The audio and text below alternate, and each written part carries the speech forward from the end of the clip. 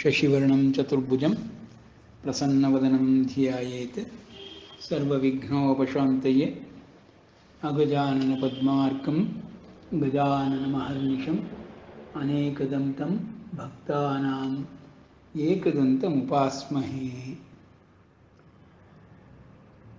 6ನೇ ಅಧ್ಯಾಯದ 35ನೇ ಶ್ಲೋಕದ ತನಕ ಬಂದಿದ್ವಿ.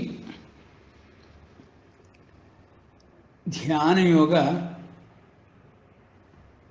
ಬಹಳ ಪ್ರಾಮುಖ್ಯವಾದದ್ದು. ಏಕೆಂದರೆ ಮೊದಲನೇ ಅಧ್ಯಾಯದಿಂದ 6ನೇ ಅಧ್ಯಾಯದ ತನಕ ಏನೆಲ್ಲ ಹೇಳಿದ್ದಾನೆ ಪರಮಾತ್ಮ ಜೀವಾತ್ಮನಿಗಾಗಿ, ಆ ಜೀವಾತ್ಮನಿಗೆ ಪ್ರಾಕ್ಟಿಕಲ್ಸನ್ನು ಹೇಳಕ್ಕೆ ಶುರು ಮಾಡಿದ್ದಾನೆ. ಪ್ರಯೋಗಾತ್ಮಕವಾಗಿ ತಾನು ಇದುವರೆಗೆ ಹೇಳಿದ್ದನ್ನು ಹೇಗೆ ಅಳವಡಿಸಿಕೊಳ್ಳಬೇಕು, ಧ್ಯಾನ ಯೋಗದಲ್ಲಿ ಹೇಗೆ ಮಾಡಬೇಕು ಅನ್ನೋದನ್ನು ಹೇಳ್ತಾ ಇದ್ದಾನೆ.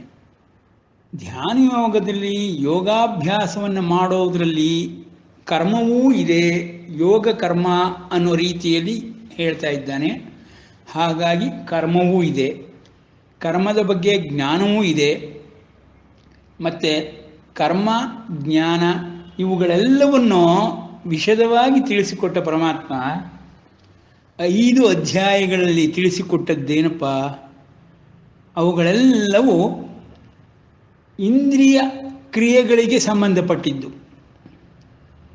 ನೋಡಿ, ಪಂಚ ಜ್ಞಾನೇಂದ್ರಿಯಗಳನ್ನಾಗಲಿ ಅಥವಾ ಕರ್ಮೇಂದ್ರಿಯಗಳನ್ನಾಗಲಿ ಎಲ್ಲವೂ ಸೇರಿ 10 ಇಂದ್ರಿಯಗಳನ್ನು ಉಪಯೋಗಿಸಿ ಮಾಡುವಂಥದ್ದೆಲ್ಲ ಎಲ್ಲವನ್ನು ಪರಮಾತ್ಮ ವಿಶದವಾಗಿ ತಿಳಿಸ್ಕೊಟ್ಟ. ಈ ಧ್ಯಾನ ಯೋಗದಲ್ಲಿ ಇಂದ್ರಿಯಗಳಿಂದ ಮನಸ್ಸನ್ನು ಒಳಗೆ ಸೆಳೆದುಕೊಂಡು ಬಿಡಬೇಕಪ್ಪ. ಇನ್ನು ಮುಂದೆ ಇಂದ್ರಿಯಗಳಿಂದ ಏನೂ ಮಾಡುವಂಥದ್ದಿರಲ್ಲ. ಕರ್ಮಯೋಗ ಆರಂಭವಾಗುತ್ತೆ ಇಂದ್ರಿಯಗಳಿಂದನೇ. ಆದರೂ ಆಸನವನ್ನು ಹಾಕ್ಕೊಳ್ಬೇಕು, ಸರಿಯಾದ ಜಾಗದಲ್ಲಿ ಕುಳಿತುಕೊಳ್ಬೇಕು, ಶುದ್ಧವಾಗಿಟ್ಕೊಳ್ಬೇಕು, ಇವೆಲ್ಲವನ್ನೂ ಹೇಳಿದ ಮೇಲೆ ಪರಮಾತ್ಮ ತನ್ನ ದೇಹವನ್ನೂ ಒಂದು ಹದಕ್ಕೆ ತಂದಿಟ್ಕೊಂಡಿರಬೇಕು ಅಂತ. ಅಂದರೆ ದೇಹ ಅಂದರೆ ಪರಮಾತ್ಮ ಹೇಳೋದ್ರ ಪ್ರಕಾರವಾಗಿ ಭೌತಿಕದ ಪ್ರಪಂಚದಲ್ಲಿ, ಈ ಭೌತಿಕ ಪ್ರಪಂಚದಲ್ಲಿ ಇಹಲೋಕದಲ್ಲಿ ಯಾವುದೆಲ್ಲ ಕರ್ಮಗಳನ್ನು ನಾವು ಮಾಡ್ತಾ ಇದ್ದೀವಿ, ಇಹಲೋಕ ವ್ಯಾಪಾರಕ್ಕೋಸ್ಕರವಾಗಿ ಮಾಡ್ತಾ ಇದ್ದೀವಿ. ಶರೀರ ಪೋಷಣೆಗೋಸ್ಕರವಾಗಿ ಇಹಲೋಕ ವ್ಯಾಪಾರಗಳು ನಡೀತಾ ಇದೆ. ಶರೀರ ಪೋಷಣೆ ಆಗಿಬಿಟ್ರೆ ಇನ್ನು ಇಹಲೋಕ ವ್ಯಾಪಾರದಿಂದ ನಮಗೇನು ಪ್ರಯೋಜನಗಳಿಲ್ಲ, ಅದೆಲ್ಲ ಬಿಟ್ಟು ಹೋಗೋದೆ. ಶರೀರವನ್ನು ಕೊನೆಯವರೆಗೆ ಆರೋಗ್ಯಕರವಾಗಿ ಚೆನ್ನಾಗಿ ಯೋಗಕ್ಕೆ ತಕ್ಕಂತೆ ಮಾಡಿಟ್ಕೊಳ್ಳೋದಷ್ಟೇ ಗುರಿ, ಶರೀರದ ಗುರಿ ಅಷ್ಟೇ. ಹೇಗೆ ವಾಹನವನ್ನು ಅದು ಓಡುವ ರೀತಿಯಲ್ಲಿ ಇಟ್ಕೊಂಡಿದ್ದರೆ ಕೊನೆಯ ತನಕ ನಮಗೆ ಅನುಕೂಲ ಆಗುತ್ತೋ, ಹೇಗೆ ಒಂದು ದ್ರವ್ಯವನ್ನು ಧನವನ್ನು ಚಲಾವಣೆ ಕೊನೆಯ ತನಕ ಇರೋ ಹಾಗೆ ಇಟ್ಕೊಂಡಿದ್ರೆ ಉಪಯೋಗ ಆಗುತ್ತೋ, ಹಾಗೆ ಈ ದೇಹವನ್ನು ಚಲಾವಣೆ ನಡೆಯುವ ತನಕ ಇಟ್ಕೊಳ್ಬೇಕು, ಚೆನ್ನಾಗಿ ಇಟ್ಕೊಳ್ಬೇಕು. ಅದರಲ್ಲಿ ಆದಷ್ಟು ಚಲಾವಣೆ ನಡೆಸ್ಬಿಡ್ಬೇಕು, ಹೊಸದರಲ್ಲೇ ನಡೆಸ್ಬಿಡ್ಬೇಕು. ಈಗ ಹೊಸ ಕಾಯಿನ್ಗಳು ಬಂದರೆ ಕ್ರಮೇಣ ಉಪಯೋಗಿಸಿ ಸೌದೋಗ್ಬಿಡುತ್ತೆ ಅಂತ ಎಸ್ತು ಬಿಡ್ತಾರೆ, ಜಂಕ್ ಅಂತ ಮಾಡಾಕ್ಬಿಡ್ತಾರೆ. ನಮ್ಮ ದೇಹವೂ ಹಾಗೆ. ನಾವು ಸರಿಯಾಗಿ ಆ ಯೌವನದಲ್ಲಿ ಪ್ರೌಢಾವಸ್ಥೆಯಲ್ಲಿ ಅದನ್ನು ಉಪಯೋಗಿಸ್ಕೊಳ್ದಲೇ ಇದ್ದರೆ ಅದು ಜಂಕ್ ಆಗಿಬಿಡುತ್ತೆ. ಯಾಕೆಂದರೆ ಎಲ್ರಿಗೂ ಈ ಜ್ಞಾನ ಇರೋದಿಲ್ವಲ್ಲ. ಧ್ಯಾನ ಯೋಗದ ಜ್ಞಾನವಾಗಲಿ, ಯೋಗಾಭ್ಯಾಸವಾಗಲಿ, ಕೃಷ್ಣ ಹೇಳುವ ಯೋಗವಾಗಲಿ, ಭಗವಂತನನ್ನು ಅರಸುವುದಾಗಲಿ, ಸತ್ಯಾನ್ವೇಷಣೆಯಾಗಲಿ, ಇವುಗಳೆಲ್ಲ ಎಲ್ರಿಗೂ ಬಂದ್ಬಿಡೋದಿಲ್ಲ. ಅದಕ್ಕೆ ಸಂಸ್ಕಾರ ಬೇಕು ಅಂತ ಅವನೇ ಹೇಳ್ತಾನೆ, ಮುಂದಿನ ಶ್ಲೋಕಗಳಲ್ಲಿ ಬರುತ್ತೆ. ಅದಕ್ಕೆ ಸಂಸ್ಕಾರ ಬೇಕು, ನಾನು ಮೊದಲಿಂದನೂ ಹೇಳ್ತಾನೆ ಇದ್ದೀನಿ. ಸತ್ವವೂ ಇರಬೇಕು, ಭಾವವೂ ಉತ್ಪತ್ತಿ ಆಗಬೇಕು. ಸತ್ವ ಭಾವಗಳು ಯಾವಾಗಲೂ ಅವನ ಸಂಸ್ಕಾರದೊಡಗೂಡಿ ಅವನ ವಾಸನೆಗಳಿಂದ ಪ್ರೇರೇಪಿತವಾಗಿ ಈ ಜಗತ್ತಿನಲ್ಲಿ ಅವನ ದೇಹ ಅನ್ನೋದು ಚಲಾವಣೆಯಲ್ಲಿ ಇರುತ್ತೆ. ಯೌವನದಲ್ಲಿ ಅಧಿಕವಾದ ಶಕ್ತಿ ಇರೋದ್ರಿಂದ ಆ ದೇಹವನ್ನು ಸ್ವಲ್ಪ ಕಂಟ್ರೋಲ್ ಮಾಡೋದು ಕಷ್ಟ ಆಗುತ್ತೆ. ಅಂದರೆ ಬಿಗಿ ಹಿಡಿಯುವುದು, ತಡೆ ಹಿಡಿಯುವುದು, ಹದ ಮಾಡುವುದು ಕಷ್ಟ ಆಗುತ್ತೆ. ಯಾಕಪ್ಪ, ಅದು ಬೆಳೆಯುವ ವಯಸ್ಸು. ಬಲಿಯೋ ವಯಸ್ಸು. ಆ ಬಲಿಯುವಂತಹ ಸಮಯದಲ್ಲಿ ಹೇಗೆ ಗಿಡ ಮರವನ್ನು ನಾವು ಬಗ್ಸೋಕ್ಕಾಗೋದಿಲ್ವೋ ಅದೇ ರೀತಿ ದೇಹವನ್ನು ನಮಗೆ ಬೇಕಾದ ರೀತಿಯಲ್ಲಿ ಪರಿವರ್ತನೆ ಮಾಡಿಕೊಳ್ಳೋದ್ರ ಮೂಲಕವಾಗಿ ಅದನ್ನು ಹದವಾಗಿ ಇಟ್ಕೊಳ್ಳೋದ್ರ ಮೂಲಕವಾಗಿ ಉಪಯೋಗಿಸ್ಕೊಂಡ್ರೆ ಯೋಗಾಭ್ಯಾಸಕ್ಕೆ, ಧ್ಯಾನ ಯೋಗಕ್ಕೆ ಅನುಕೂಲವಾಗುತ್ತೆ. ಅದನ್ನು ನಾವು ಆ ಸಮಯದಲ್ಲಿ ಮಾಡದಲ್ಲೇ ಬಿಟ್ಬಿಟ್ರೆ, ಒಂದು ನಿರ್ದಿಷ್ಟವಾದ ಹದದಲ್ಲಿದ್ದಾಗ ಶಾಖ ಹಾಲನ್ನು ಹೇಗೆ ಹೆಪ್ಪಾಕಬೇಕೋ ಅಥವಾ ಅಡಿಗೆ ಮಾಡ್ತಾ ಇರಬೇಕಾದ್ರೆ ಒಂದು ಹದಕ್ಕೆ ಬಂದಾಗ ಆ ಪಾಕವನ್ನು ಇಳಿಸಬೇಕು ಕೆಳಕ್ಕೆ. ಆ ರೀತಿ ಮಾಡದೇ ಇದ್ದರೆ ಪಾಕ ಮೀರಿ ಹೋಗ್ಬಿಟ್ರೆ ಅದಿನ್ನು ಉಪಯೋಗಕ್ಕೆ ಬರೋದಿಲ್ಲ. ಹಾಗೆ ಹದ ಮೀರಿ ಹೋಗ್ಬಿಟ್ರೆ ಈ ದೇಹವು ಯೋಗಾಭ್ಯಾಸಕ್ಕೆ ಉಪಯೋಗಕ್ಕೆ ಬರೋದಿಲ್ಲ, ಧ್ಯಾನ ಯೋಗಕ್ಕೆ ಉಪಯೋಗಕ್ಕೆ ಬರೋದಿಲ್ಲ. ಹಾಗಾದರೆ ಅದೊಂದೇನಪ್ಪ ಇರೋದು? ಇಲ್ಲ, ಬೇರೆ ಮಾರ್ಗಗಳಿದೆ, ಅನ್ಯ ಮಾರ್ಗಗಳಿದೆ. ಭಗವಂತ ಹೇಳ್ತಾನೆ, ಅದನ್ನೆಲ್ಲವನ್ನೂ ಹೇಳ್ತಾನೆ. ಹಾಗಂತ ಈ ಮಾರ್ಗವನ್ನು ಬಿಡಬೇಕು ಅನ್ನೋ ದೃಷ್ಟಿಯಲ್ಲಿ ಹೇಳೋದಿಲ್ಲ. ಇದಕ್ಕೆ ಬಹಳ ಬಹಳ ಪ್ರಾಮುಖ್ಯತೆಯನ್ನು ಕೊಡ್ತಾನೆ. ಕಾರಣ ಏನಪ್ಪ? ಅವನು ಹೇಳಿರೋ ಅಷ್ಟೂ ಜ್ಞಾನವು ಹೊರೆ ಹಚ್ಚಿ ನೋಡ್ಬೋದು ಅಂತೂ.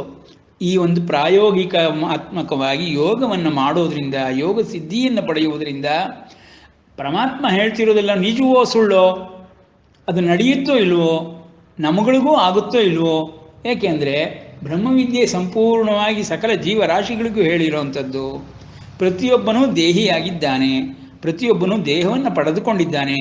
ಆ ದೇಹದಿಂದ ಈ ಯೋಗ ಸಿದ್ಧಿಯನ್ನು ಪಡೆದುಕೊಳ್ಳಬಹುದು ಅಂತ ಪರಮಾತ್ಮ ಇದುವರೆಗೆ ಥಿಯರಿನ ಹೇಳ್ಕೊಂಬಂದ್ಬಿಟ್ಟ. ಈಗ ಪ್ರಾಕ್ಟಿಕಲ್ಸಲ್ಲಿ ಅದನ್ನು ಮಾಡಿದ್ರೆ ಬರಬೇಕಲ್ವ ಯೋಗ ಸಿದ್ಧಿ. ಬರದಲ್ಲೇ ಹೋಗ್ಬಿಟ್ರೆ ಅದಕ್ಕೆ ಕಾರಣಗಳನ್ನು ಕೊಡ್ತಾ ಇದ್ದಾನೆ. ಈ ರೀತಿಯೇ ಮಾಡಬೇಕಪ್ಪ, ಹೀಗೇ ಮಾಡಬೇಕಪ್ಪ, ದೇಹ ಈ ರೀತಿಯೇ ಇರಬೇಕಪ್ಪ, ಮನಸ್ಸು ಬುದ್ಧಿಗಳು ಈ ರೀತಿಯೇ ಆಗಬೇಕಪ್ಪ, ಶುದ್ಧವಾಗಬೇಕಪ್ಪ, ಪಾರದರ್ಶಕವನ್ನು ಪಡ್ಕೊಳ್ಬೇಕಪ್ಪ. ಅಂಥ ಒಂದು ನೀನು ದೇಹವನ್ನು ಮಾರ್ಪಾಡು ಮಾಡ್ಕೊಂಡು ಬಿಟ್ಟರೆ ನಿನಗೆ ಯೋಗ ಸಿದ್ಧಿಗಳು ಉಂಟಾಗುತ್ತೆ. ಇಲ್ಲಾಂದರೆ ಯೋಗ ಸಿದ್ಧಿಗಳು ಉಂಟಾಗುವುದಿಲ್ಲ. ಯೋಗ ಸಿದ್ಧಿಗಳು ಉಂಟಾಗುವುದಿಲ್ಲ, ಬೆಳಕೂ ಕಾಣುವುದಿಲ್ಲ, ನೀನು ಪರಮಾತ್ಮ ದರ್ಶನವಾಗಲಿ ಆತ್ಮ ಸಾಕ್ಷಾತ್ಕಾರವಾಗಲಿ ಪಡೆಯುವುದಕ್ಕೆ ಆಗುವುದಿಲ್ಲ. ಈ ಒಂದು ಅರ್ಥದಲ್ಲಿ ಹೇಳ್ತಾ ಇದ್ದಾನೆ. ಅದನ್ನೇ ಅರ್ಜುನ, ಓಹೋ ನನ್ನ ಮನಸ್ಸು ತುಂಬ ತುಂಬ ಚಂಚಲ ಕೃಷ್ಣ, ಇಂಥ ಚಂಚಲ ಮನಸ್ಸಿನಿಂದ ನೀನು ಇಷ್ಟು ಕಷ್ಟವಾದ್ದನ್ನು ಹೇಳ್ತಿದೆಯಲ್ಲ, ನನ್ನ ಕೈಲಿ ಸಾಧ್ಯವೇ ಇಲ್ಲ, ಆಗೋದೇ ಇಲ್ಲ. ನಾನು ತಿಳ್ಕೊಂಡ್ಬಿಟ್ಟಿದ್ದೀನಿ ನನ್ನ ಮನಸ್ಸಿನ ಸ್ವಭಾವ ಏನು ಅನ್ನೋದು. ಪ್ರತಿಯೊಬ್ಬರೂ ತಿಳ್ಕೊಂಡಿರ್ತಾರೆ. ಅವರವರ ಮನಸ್ಸಿನ ಸ್ವಭಾವ ಅವ್ರಿಗೆ ಚೆನ್ನಾಗಿ ಗೊತ್ತಾಗ್ತಾ ಇರುತ್ತೆ. ಬುದ್ಧಿ ನೋಡ್ತಾನೆ ಇರುತ್ತೆ. ಬುದ್ಧಿಯನ್ನು ಮತ್ತು ಮನಸ್ಸನ್ನು ಪ್ರಜ್ಞೆ ನೋಡ್ತಾನೆ ಇರುತ್ತೆ. ಪ್ರಜ್ಞೆಯನ್ನು, ಬುದ್ಧಿಯನ್ನು, ಮನಸ್ಸನ್ನು ಆತ್ಮ ನೋಡ್ತಾನೆ ಇರುತ್ತೆ. ಆತ್ಮ ಅಂತ ಬೇಕಾದರೂ ಹೇಳಿ, ನಾನು ಅಂತ ಬೇಕಾದರೂ ಹೇಳಿ, ಒಟ್ಟಲ್ಲಿ ಅವೆರಡರಲ್ಲಿ ಒಂದು ನೋಡ್ತಾನೆ ಇರುತ್ತೆ. ಪ್ರತಿಯೊಂದು ಜೀವದ ಒಳಗೆ ಕುಳಿತುಕೊಂಡು ಆ ನೋಡ್ತಿರುವಂತಹ ಆ ನಾನೂ ಆಗಲಿ ಆತ್ಮವಾಗಲಿ ಎಲ್ಲವನ್ನು ಗ್ರಹಿಸ್ತಾನೆ ಇರುತ್ತೆ. ಪ್ರತಿಯೊಬ್ಬ ಜೀವಾತ್ಮನಿಗೂ ಇದು ಗೊತ್ತಾಗುತ್ತೆ. ಏನು ತಾನು ಏನೋ, ಎಲ್ಲಿದ್ದೀನಿ, ಹೇಗಿದ್ದೀನಿ, ತನ್ನ ಮನಸ್ಸೇನೋ, ತನ್ನ ಬುದ್ಧಿ ಏನೋ, ತನ್ನ ಚಿತ್ತದ ಶಕ್ತಿ ಏನೋ, ತನ್ನ ಪ್ರಜ್ಞೆ ಏನೋ, ಇವುಗಳನ್ನೆಲ್ಲವನ್ನು ತಾನು ಅವಲೋಕಿಸ್ಕೊಳ್ಳೋಕ್ಕಾಗೋದಿಲ್ವೇ? ಖಂಡಿತವಾಗಿ ಆಗುತ್ತೆ. ಯೋಗ ಸಿದ್ಧಿಯನ್ನು ಪಡೆದುಕೊಳ್ಳೋದಕ್ಕೆ ಆಗುತ್ತೋ ಇಲ್ವೋ ಅನ್ನೋದು ಅವನಿಗೆ ತಿಳಿಯೋದಿಲ್ವೇ? ತಿಳಿಯುತ್ತೆ. ಇದಕ್ಕೆ ಬೇರೆಯವರು ಬಂದು ಸರ್ಟಿಫಿಕೇಟ್ ಕೊಡಬೇಕಾದ್ದಿಲ್ಲ. ನನಗೆ ಮೋಕ್ಷ ಸಿಕ್ಕುತ್ತೋ ಇಲ್ವೋ ನೋಡಿ ಹೇಳಿ, ಆಸ್ಟ್ರಾಲಜಿಲಿ ಹೇಳೋಕ್ಕೆ ಸಾಧ್ಯವೇ? ನಿನಗೆ ಗೊತ್ತಾಗುತ್ತಪ್ಪ ಮೋಕ್ಷ ಸಿಕ್ಕುತ್ತೆ ಇಲ್ಲ ಅಂತ. ಅದನ್ನು ಆಸ್ಟ್ರಾಲಜಿಲಿ ಯಾಕೆ ಹೇಳಬೇಕು, ಪಾಮಿಸ್ಟ್ರಿಲಿ ಯಾಕೆ ಹೇಳಬೇಕು? ಮೋಕ್ಷ ಸಿಕ್ಕುತ್ತೆ ಇಲ್ಲ, ನಿನ್ನ ಪಾಡಿಗೆ ನೀನೇ ತಿಳ್ಕೊಳ್ಬೋದು. ಯಾಕೆ? ಮೋಕ್ಷ ಅಂದರೆ ನೀನು ಏನಂತ ತಿಳ್ಕೊಂಡಿದ್ದೀಯಾ ಅದರ ಮೇಲೆ ಅದು ಡಿಪೆಂಡ್ ಆಗಿದೆ.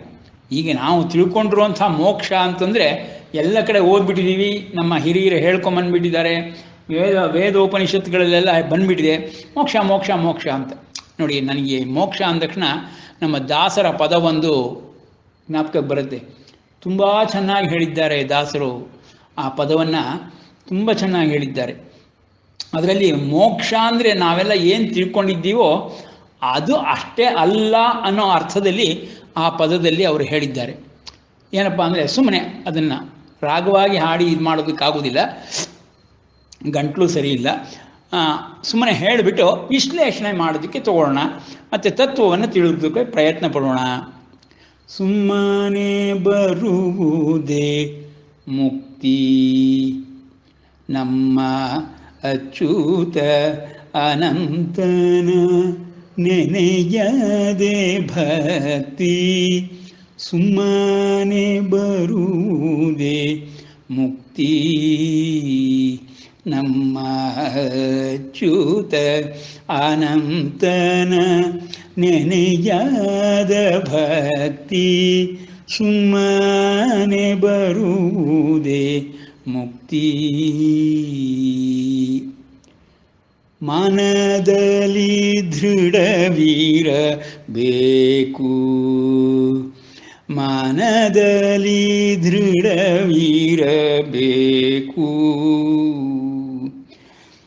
ದೇಹ ಬಂಧು ಬಾಂಧವರ ಮೋಹವ ಬಿಡಬೇಕು, ದೇಹ ಬಂಧು ಬಾಂಧವರ ಮೋಹವ ಬಿಡಬೇಕು.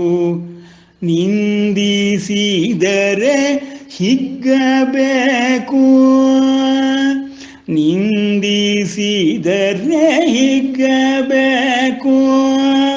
ಕೋಪ ಬಂದಾಗ ಸೈರಣೆ ಬಿಡದಿರಬೇಕು, ಸುಮ್ಮನೆ ಬರುವುದೇ ಮುಕ್ತಿ. ಕಾಮ ಕ್ರೋಧವ ಬಿಡಬೇಕು, ಕಾಮ ಕ್ರೋಧವ ಬಿಡಬೇಕು. ಮನ ಕಾಮಿನಿಯರ ಹಂಬಲ ಬಿಡಬೇಕು, ಹೇಮದಾಸೆಯ ಸುಡಬೇಕು. ಹರಿನಾಮ ಸಂಕೀರ್ತನೆಯನ್ನು ಮಾಡಬೇಕು, ಸುಮ್ಮನೆ ಬರುವುದೇ ಮುಕ್ತಿ. ವ್ಯಾಪಾರವನು ಬಿಡಬೇಕು, ದುರ್ವ್ಯಾಪಾರವನು ಬಿಡಬೇಕು. ಶ್ರೀಪತಿ ಪುರಂದರ ವಿಠಲೆನ್ನಬೇಕು, ಪಾಪರಹಿತನಾಗಬೇಕು.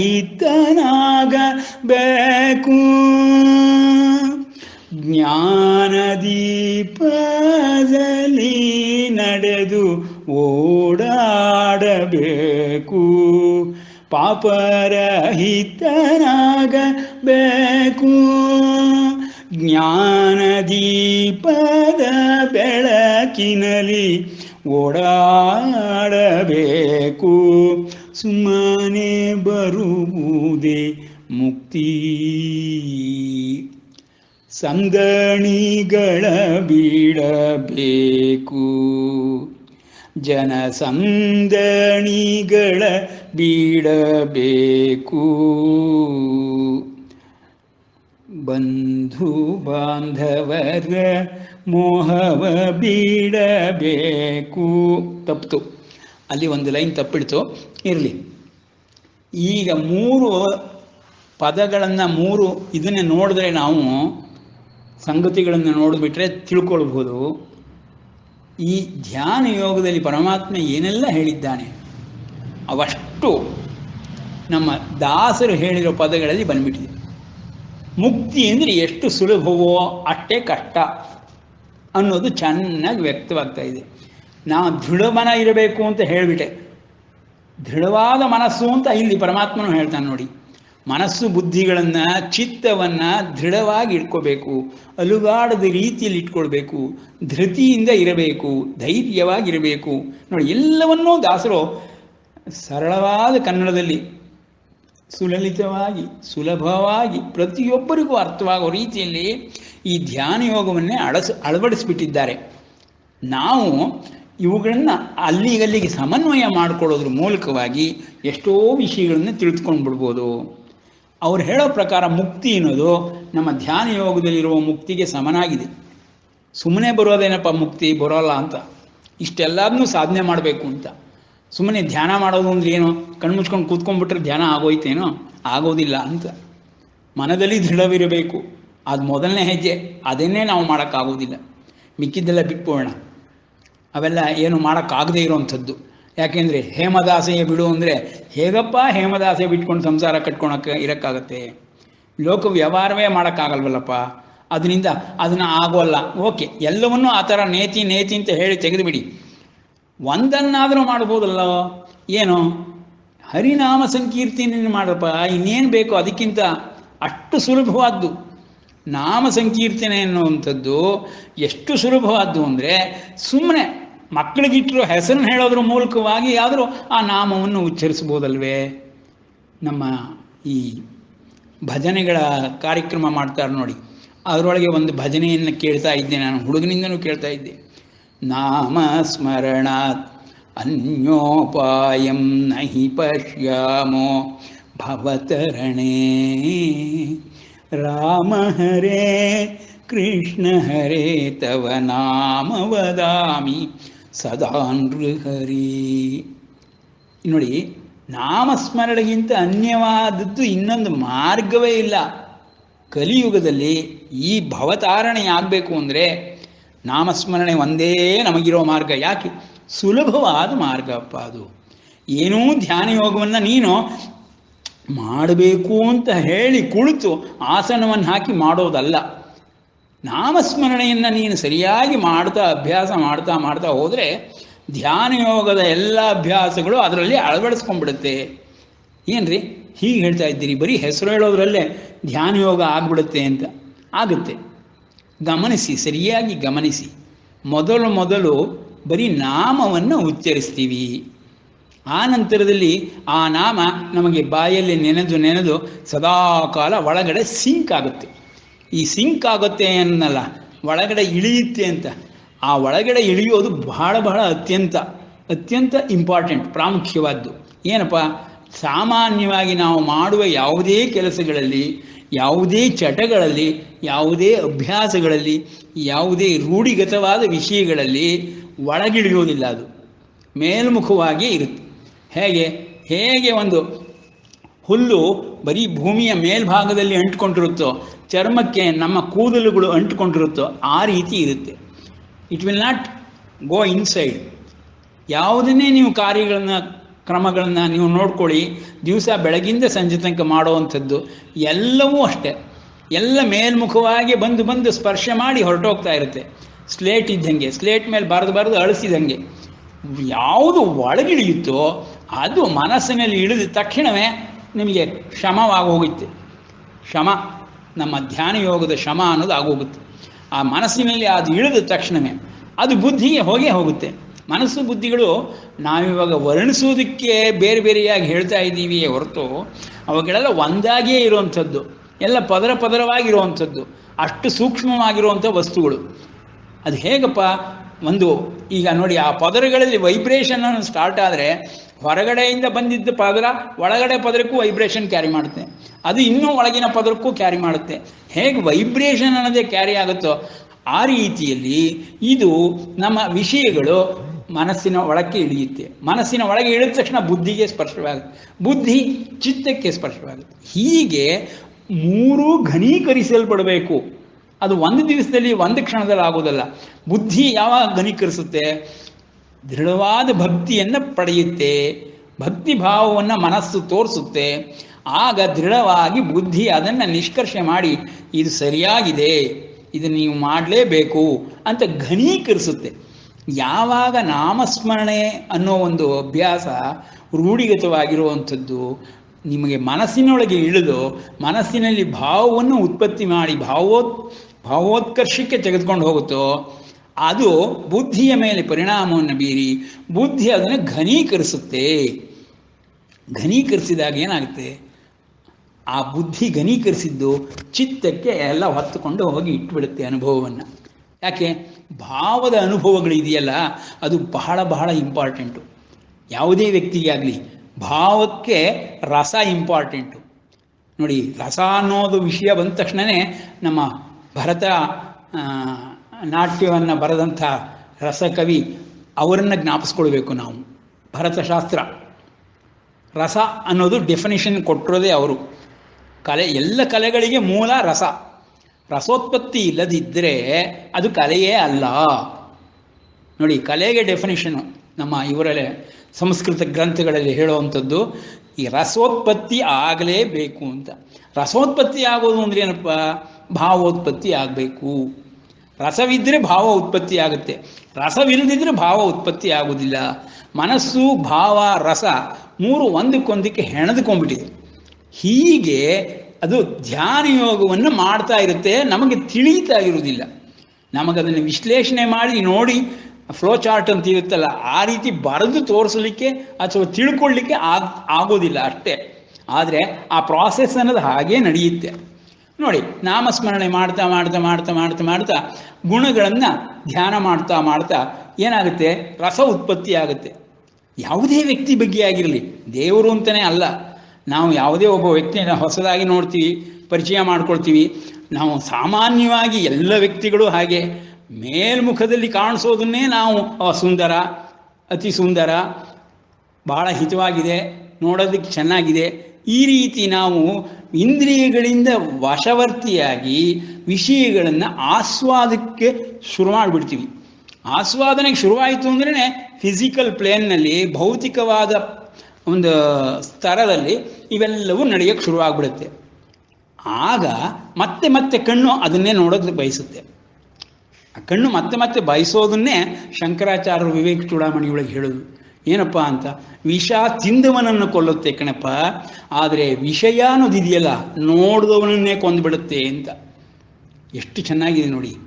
ವಿಷ ತಿಂದ ಮೇಲೆ, ದೇಹದ ಒಳಗೆ ಹೋದ ಮೇಲೆ ಎಲ್ಲ ಕೆಲಸಗಳನ್ನು ಮಾಡಿ ಅವನನ್ನು ಕೊಂದು ಹಾಕುತ್ತೆ.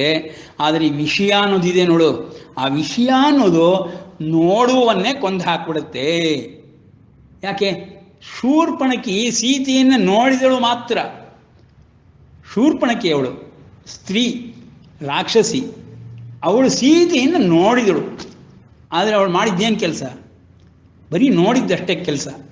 ಅಲ್ಲಿ ರಾವಣನ ಆಸ್ಥಾನದಲ್ಲಿ ಹೋಗಿ ರಾವಣನ ಮುಂದೆ ಸೀತೆ ಮಹಾಸುಂದರಿ, ಅಪ್ರತಿಮೆ ಸುಂದರಿ, ಅವಳನ್ನ ನಾನು ಇದುವರೆಗೆ ಅಂಥ ಸುಂದರಿಯನ್ನೇ ಜಗತ್ತಿನಲ್ಲಿ ನೋಡಿಲ್ಲಪ್ಪ ರಾವಣ, ಅವಳು ನಿಜವಾಗಿಯೂ ಹೇಳಬೇಕಂದ್ರೆ ನಿನಗೆ ತಕ್ಕವಳಾಗಿದ್ದಾಳೆ ಆಗೋಯ್ತು. ನೋಡಿದ್ದು ರಾಕ್ಷಸಿಯಾದಂತಹ ಶೂರ್ಪಣಕಿ, ಆದರೆ ಅದಕ್ಕೆ ವಶವಾಗಿ ಒದ್ದಾಡಿ ಕೊನೆಗೆ ಪ್ರಾಣವನ್ನೇ ಬಿಟ್ಟಿದ್ದು ರಾವಣ. ನೋಡಿ, ಅದು ಈ ನಮ್ಮ ಶಂಕರಾಚಾರ್ಯರು ಹೇಳಿರುವಂಥ ಮಾತಿಗೆ ನಿದರ್ಶನ. ನೋಡಿದವನನ್ನೇ ಕೊಂದು ಬಿಡುತ್ತೆ. ಈ ರಾವಣನ ಕೇಸ್ನಲ್ಲಿ ಆದರೆ ಬರೀ ನೋಡಿದವನು ಒಬ್ಬನನ್ನಲ್ಲ, ಇಡೀ ಲಂಕಾ ರಾಜ್ಯವನ್ನೇ ನಾಶ ಮಾಡಿಬಿಡುತ್ತೆ. ಆದ್ದರಿಂದ ವಿಷಯ ಅನ್ನೋದು ಅಷ್ಟು ಪ್ರಬಲವಾದದ್ದು, ವಿಷಕ್ಕಿಂತಲೂ ತೀಕ್ಷ್ಣವಾದದ್ದು, ಇಂದ್ರಿಯಗಳನ್ನು ವಶದಲ್ಲಿ ಎಳೆದುಕೊಂಡ್ಬಿಡುತ್ತೆ, ಮನಸ್ಸನ್ನು, ಬುದ್ಧಿಯನ್ನು ದಾರಿ ತಪ್ಪಿಸ್ಬಿಡುತ್ತೆ. ಲಗಾಮು ಕಿತ್ತ ರಥದಂತೆ ಆ ಪ್ರತಿಯೊಂದು ದೇಹವೂ ಆಗಿಬಿಡುತ್ತೆ. ಸೊ ಯಾವಾಗ ರಥಿಕನೇ ಇರೋದಿಲ್ವೋ, ಲಗಾಮೇ ಹಿಡ್ಕೊಳ್ಳೋಕ್ಕಾಗೋದಿಲ್ವೋ, ಆ ರಥ, ಆ ದೇಹ ಇದ್ದು ಪ್ರಯೋಜನವಿಲ್ಲ ಆಗ್ಬಿಡುತ್ತೆ. ನೋಡಿ, ಹೀಗೆ ಒಂದು ನಾಮಸ್ಮರಣೆಯಲ್ಲೇ ಧ್ಯಾನ ಯೋಗ ಅನ್ನೋದು ಅಳವಡಿಸಲ್ಪಟ್ಟಿದೆ. ಅದಕ್ಕೆ ಭಜನೆ ಅಂತ ಹೇಳ್ತಾರೆ. ಭಜನೆ ಅಂತ ಹೇಳಿದ್ರೂ, ನಾಮಸ್ಮರಣೆ ಅಂತ ಹೇಳಿದ್ರು ಸ್ವಲ್ಪವೇ ವ್ಯತ್ಯಾಸ, ಜಾಸ್ತಿ ವ್ಯತ್ಯಾಸ ಇಲ್ಲ. ನಾಮಸ್ಮರಣೆಯಲ್ಲಿ ಏನಪ್ಪ ಇದೆ? ಮನೋಭಾವ ಮತ್ತು ರಸ ಜಾಸ್ತಿ ಇದೆ. ಆದರೆ ಭಜನೆಯಲ್ಲಿ ಏನಪ್ಪ ಇದೆ? ಜ್ಞಾನ ಜಾಸ್ತಿ ಇದೆ ಅಷ್ಟೇ. ಭಜನೆಯೊಳಗೆ ಜ್ಞಾನ ಜಾಸ್ತಿ ಇದೆ, ಬುದ್ಧಿ ಜಾಸ್ತಿ ಕೆಲಸ ಮಾಡಬೇಕು. ಆದರೆ ನಾಮಸ್ಮರಣೆಯಲ್ಲಿ ಭಾವ ಇದ್ದರೆ ಸಾಕು, ಬುದ್ಧಿ ಸ್ವಲ್ಪವೇ ಇದ್ದರೂ ಸಾಕು. ಅದಕ್ಕೆ ಸಾಮಾನ್ಯ ಮನುಷ್ಯನೂ ಸಹಿತ ನಾಮಸ್ಮರಣೆಯ ಮೂಲಕ ನಾರಾಯಣ ಭಜನೆಯನ್ನು ಮಾಡ್ಬೋದು. ಭಜನೆಯ ಮಾರ್ಗದಿಂದ ಧ್ಯಾನ ಯೋಗವನ್ನು ಮಾಡಬಹುದು, ಅಭ್ಯಾಸ ಮಾಡಬಹುದು. ಹೀಗೆ ಅದು ಧ್ಯಾನ ಯೋಗಕ್ಕೆ ಅಳವಡಿಸ್ಕೊಂಡು ಸೇರ್ಕೊಂಡ್ಬಿಡುತ್ತೆ. ನೀವು ಯಾವಾಗ ಮನಸ್ಸಿನ ಒಳಗೆ ಇಳೀತೋ ಅದು ಬುದ್ಧಿಯ ಒಳಗೆ ಹೋಗಿ ಬುದ್ಧಿಯಿಂದ ಚಿತ್ತವನ್ನು ದೃಢೀಕರಿಸ್ಬಿಟ್ರೆ, ಘನೀಕರಿಸ್ಬಿಟ್ರೆ ಅಭ್ಯಾಸದಿಂದ ಮಾತ್ರ ಸಾಧ್ಯ. ಪ್ರತಿ ದಿವಸವೂ ಅಭ್ಯಾಸ ಮಾಡೋದ್ರಿಂದ ಪ್ರತಿ ಕ್ಷಣದಲ್ಲಿಯೂ ಒಂದರಿಂದ ಒಂದು ಘನೀಕರಿಸ್ತಾ ಹೋಗುತ್ತೆ. ಧೃತಿ ಅನ್ನೋದು ಗಟ್ಟಿಯಾಗಿ ಕುಳಿತುಕೊಂಡ್ಬಿಡುತ್ತೆ. ಆಗ ಅದು ಸಂಸ್ಕಾರವನ್ನೇ ಬದಲಿಸುವಂಥದ್ದು. ಅದು ನಿಮ್ಮ ಸಂಸ್ಕಾರವನ್ನೇ ಬದಲಾಯಿಸಿಬಿಟ್ಟು ನಿಮಗೆ ಅದರಲ್ಲಿ ಆಸಕ್ತಿ ರುಚಿ ಎಲ್ಲವೂ ಉಂಟಾಗುವಂತೆ ಮಾಡಿಬಿಡುತ್ತೆ. ಆ ರಸವೇ ಬೇಕು ಸದಾಕಾಲ ಅನ್ನೋ ರೀತಿಯಲ್ಲಿ ಮಾಡಾಕ್ಬಿಡುತ್ತೆ. ಆ ವ್ಯಕ್ತಿ ಸಂಪೂರ್ಣವಾಗಿ ಅದರಲ್ಲಿ ಮುಳುಗಿ ಹೋಗ್ತಾನೆ. ಅದು ನೀವು ಕ್ರಮೇಣ ಅಭ್ಯಾಸ ಮಾಡ್ತಾ ಮಾಡ್ತಾ ಮಾಡ್ತಾ ನಿಮಗೆ ನೋಡಿದ್ರೆ ಗೊತ್ತಾಗೋಗುತ್ತದು. ಆದರೆ ಏನಪ್ಪ, ಮೂಲಭೂತವಾಗಿ ಅಂಥ ವಿಷಯಗಳಲ್ಲಿಯೇ ಹೋಗಬೇಕು ಅನ್ನೋದು ಸಂಸ್ಕಾರ ರೂಪದಿಂದ ಬರುತ್ತೆ, ವಾಸನಾ ರೂಪದಿಂದ ಬರುತ್ತೆ. ಅದಕ್ಕೆ ಒಂದು ಸ್ವಲ್ಪ ಅವಕಾಶ ಸಿಕ್ಬಿಟ್ರೂ ಸಾಕು, ಆ ವಾಸನೆ ತಕ್ಷಣವೇ ಅದನ್ನು 1000 ವಸ್ತುಗಳ ಮಧ್ಯದಲ್ಲಿದ್ದರೂ ಗುರುತಿಸುತ್ತೆ, ಅದನ್ನೇ ನೋಡುತ್ತೆ, ಅದನ್ನೇ ಪರಿಗ್ರಹಿಸುತ್ತೆ, ಅದನ್ನೇ ರಸಾಸ್ವಾದನೆಯನ್ನು ಮಾಡುತ್ತೆ, ಅದನ್ನೇ ಭಾವೋದ್ವೇಗಕ್ಕೆ ತೆಗೆದುಕೊಂಡು ಹೋಗುತ್ತೆ. ಆ ನಂತರದಲ್ಲಿ ಬುದ್ಧಿಯಲ್ಲಿ ಬದಲಾವಣೆಯನ್ನು ತರುತ್ತೆ, ಚಿತ್ತದಲ್ಲಿ ಎಲ್ಲವನ್ನು ಶುದ್ಧ ಮಾಡಾಕ್ಬಿಡುತ್ತೆ. ಹೀಗೆ ಧ್ಯಾನ ಯೋಗ ಅನ್ನೋದು ಒಂದು ನಾಮಸ್ಮರಣೆಗೇ ಅಳವಡಿಸ್ಕೊಳ್ಬಹುದು. ಆ ರೀತಿ ಇದೆ ನಮ್ಮ ವೇದಶಾಸ್ತ್ರ ಉಪನಿಷತ್ತುಗಳಿಂದ ಬಂದಿರುವಂಥ ಈ ಒಂದು ಜ್ಞಾನ ಭಂಡಾರ. ಆದರೆ ನಾವು ಅದನ್ನು ತಿಳ್ಕೊಳ್ಳದಲೆ, ಪ್ರಾಸೆಸ್ ಹೇಗಾಗುತ್ತೆ ಅನ್ನೋದನ್ನು ತಿಳ್ಕೊಳ್ಳದಲೆ ನಾವು ಇದನ್ನೆಲ್ಲ ಕಳ್ಕೊಳ್ತಾ ಇದ್ದೀವಿ ಅಷ್ಟೇ. ಅದಕ್ಕೆ ಅವನು ಹೇಳ್ತಾ ಇದ್ದಾನೆ ಪರಮಾತ್ಮ ಅರ್ಜುನನಿಗೆ, ಮನಸ್ಸು ಅತ್ಯಂತ ಚಂಚಲವಾದದ್ದಪ್ಪ, ಅನುಮಾನವೇ ಬೇಡ ಅದರಲ್ಲಿ, ನಾನೂ ಒಪ್ಕೊಳ್ತೀನಿ. ಆದರೆ ಅದನ್ನು ಹೇಗಪ್ಪ ಮಾಡೋಕ್ಕೆ ಸಾಧ್ಯ? ಅಭ್ಯಾಸದಿಂದಲೂ ವೈರಾಗ್ಯದಿಂದಲೂ ಇದನ್ನು ನಿಗ್ರಹಿಸಬಹುದು. ನಾನು ವೈರಾಗ್ಯಕ್ಕೆ ಉದಾಹರಣೆ ಕೊಡಲೇ ಇಲ್ಲ, ಬರೀ ನಾಮಸ್ಮರಣೆಯನ್ನು ಅಭ್ಯಾಸದಿಂದಲೂ ಅನ್ನೋದಕ್ಕೆ ಹೇಳಿದೆ. ಅಭ್ಯಾಸವನ್ನು ಬರೀ ನಾಮಸ್ಮರಣೆಯನ್ನು ಮಾಡೋದಕ್ಕೆ ಶುರು ಮಾಡಿದ್ರೆ ಹಂತ ಹಂತವಾಗಿ ಅದು ಮನಸ್ಸಿನ ಒಳಗೆ ಇಳಿಯೋದಕ್ಕೆ ಆರಂಭವಾದರೆ ಸಾಕು. ಅದು ಇಳಿಯೋದಕ್ಕೆ ನೋಡ್ಕೊಳ್ಳೋದಿಲ್ಲ ನಾವು, ಮನಸ್ಸಿನಿಂದ ಹೊರಗೆ ಉಳಿಯೋ ಹಾಗೆ ನೋಡ್ಕೊಳ್ತೇವೆ, ಮನಸ್ಸಿನೊಳಗೆ ತೆಗೆದುಕೊಳ್ಳುವುದೇ ಇಲ್ಲ. ಯಾಕೆ ಅಂದರೆ ನಮಗೆ ರಂಜನೆ ಅನ್ನೋದು ಮನಸ್ಸಿಗೆ ಬೇಕು. ಅದು ಮನಸ್ಸಿನಲ್ಲಿರುವಂಥ ಮಾಯಾಭಾಗ, ರಂಜಿಸ್ತಾ ಇರಬೇಕು ಮನಸ್ಸಿಗೆ. ಅದಕ್ಕೆ ರಂಜನೆ ಇಲ್ಲದೆ ಹೋದರೆ ಮನಸ್ಸು ರಸೋತ್ಪತ್ತಿ ಇಲ್ಲದ ಭಾವ ಇಲ್ಲದೆ ರಂಜನೆ ಆಗದೆ ಹೋಗ್ಬಿಟ್ರೆ ಅದು ಪ್ರಯೋಜನವಿಲ್ಲ, ಅದು ಡ್ರೈ ಆಗಿಬಿಡುತ್ತೆ. ಅದಕ್ಕೆ ಅದು ಅಷ್ಟು ಆಸಕ್ತಿ ವಹಿಸೋಲ್ಲ. ಹಾಗೆ ಅದು ಆಸಕ್ತಿ ವಹಿಸಲ್ಲ, ನಿರಾಸಕ್ತಿಯನ್ನು ವಹಿಸ್ಬಿಡುತ್ತೆ. ರಸವಿಲ್ಲದೆ ಇದ್ದರೆ ನಿರಾಸಕ್ತಿಯನ್ನು ವಹಿಸ್ಬಿಡುತ್ತೆ. ಆ ಮನಸ್ಸಿನ ಗುಣವೇ ಇದು. ಎಷ್ಟೊಂದು ದೌರ್ಬಲ್ಯಗಳು ಇದೆಯೋ ಅಷ್ಟೇ ಸದ್ಗುಣಗಳು ಇದೆ ಈ ಮನಸ್ಸು ಅನ್ನೋದು. ಆ ಕಾರಣದಿಂದಲೇ ನಾನು ಅವತ್ತು ಉಪನ್ಯಾಸದಲ್ಲಿ ಹೇಳಿದ್ದು, ದೆವ್ವವೂ ಹೌದು ದೇವರೂ ಹೌದು. ನಮಗೆ ಅದೊಂದೇ ಇರೋದು, ಆ ಮನಸ್ಸಿನದರಿಂದನೇ ನಾವು ಪ್ರತಿಯೊಂದನ್ನು ಸಾಧಿಸಬೇಕಾಗಿರುವಂಥದ್ದು. ಎಷ್ಟೆಲ್ಲ ಏನೆಲ್ಲ ಯಾರ್ಯಾರು ಏನು ಹೇಳಿದ್ರೂ ಕೊನೆಗೆ ಮನಸ್ಸಿಗೆ ನಾವು ಬಂಧಿಗಳು. ಮನಸ್ಸಿನ ಬಂಧಿಗಳಾಗಿರೋ ತನಕ ಯಾವುದೂ ನಮಗೆ ಉದ್ಧಾರಕ್ಕೆ ಅವಕಾಶ ಇಲ್ಲ. ಉದ್ಧರೇದಾತ್ಮನಾತ್ಮಾನಂ ಆತ್ಮಾನಂ ಅವಸಾದಯೇತ್ ಅಂತ ಪರಮಾತ್ಮ ಹೇಳಿದ್ದು ಅದೇ ಕಾರಣದಿಂದ. ಅದೇ ಮನಸ್ಸನ್ನು ನೀನು ಉದ್ಧಾರವಾಗೋದಕ್ಕೋಸ್ಕರ ಉಪಯೋಗಿಸಿದೆಯೋ ನೀನು ಉದ್ಧಾರವಾಗಬಹುದು, ಅದನ್ನು ಉಪಯೋಗಿಸ್ಲಿಲ್ವೋ ನೀನು ಹಾಳಾಗಬಹುದು. ಅಷ್ಟೇ, ಮನಸ್ಸೇ ಎರಡಕ್ಕೂ ಕಾರಣ. ಆ ಕಾರಣದಿಂದ ಮನಸ್ಸನ್ನು ಸರಿಯಾಗಿ ಅರ್ಥ ಮಾಡಿಕೊಂಡು, ನಮ್ಮ ಎಲ್ಲ ಮನಸ್ಸು ಒಂದೇ ಸಮ, ಒಂದೇ ರೀತಿ, ಒಂದೇ ಶಕ್ತಿ ಎಲ್ಲವೂ ಇದೆ. ಆದರೆ ಉಪಯೋಗಿಸ್ಕೊಳ್ತಿರೋದು ಕೇವಲ 5 ಭಾಗ. 5 ಭಾಗದಲ್ಲಿ ವ್ಯತ್ಯಾಸಗಳಿದೆ. ಏನು ವ್ಯತ್ಯಾಸಗಳಾಗುತ್ತಪ್ಪ? ಸಂಸ್ಕಾರದಿಂದ ವ್ಯತ್ಯಾಸಗಳಾಗುತ್ತೆ, ಎನ್ವಿರಾನ್ಮೆಂಟಿಂದ ವ್ಯತ್ಯಾಸಗಳಾಗುತ್ತೆ, ಕಲಿಕೆಯಿಂದ ವ್ಯತ್ಯಾಸಗಳಾಗುತ್ತೆ, ನೋಡೋದ್ರಿಂದ ವ್ಯತ್ಯಾಸಗಳಾಗುತ್ತೆ. ಬೈ ಆರ್ಟ್ ಆಫ್ ಇಮಿಟೇಷನ್ ಅಂತೀವಲ್ಲ ಆ ರೀತಿ. ಆ ನೋಡೋದ್ರಿಂದನೇ ವ್ಯತ್ಯಾಸಗಳಾಗ್ತಾ ಹೋಗುತ್ತೆ. ಬರೀ 5 ಭಾಗ, 5 ಭಾಗದ ಮನಸ್ಸನ್ನು ನಾವು ಉಪಯೋಗಿಸ್ತಾ ಇದ್ದೀವಿ. ಅದರೊಳಗೂ ಈ 4 ಉಪಕರಣಗಳು ಅಂದರೆ ಭಾಗಗಳು ಅದ್ರ ಮೇಲೆ ಪ್ರಭಾವವನ್ನು ಬೀರ್ತಾ ಇರುತ್ತೆ. ಹೀಗೆ ಮನಸ್ಸು ಕೆಲಸ ಮಾಡ್ತಾ ಇರುತ್ತೆ. ಆದ್ದರಿಂದ ಅಭ್ಯಾಸ ಅನ್ನೋದನ್ನು ಅದಕ್ಕೆ ಮಾಡಿಸಿದ್ರೆ ತುಂಬ ಚೆನ್ನಾಗಿ ಅದರಲ್ಲಿ ಮುಂದುವರಿಬಹುದು. ನಮಗೆ ತಿಳಿದೆಯೋ ಅದು ಆಳವಾಗಿ ಇಳಿತಾ ಹೋಗ್ತಾ ಇರುತ್ತೆ.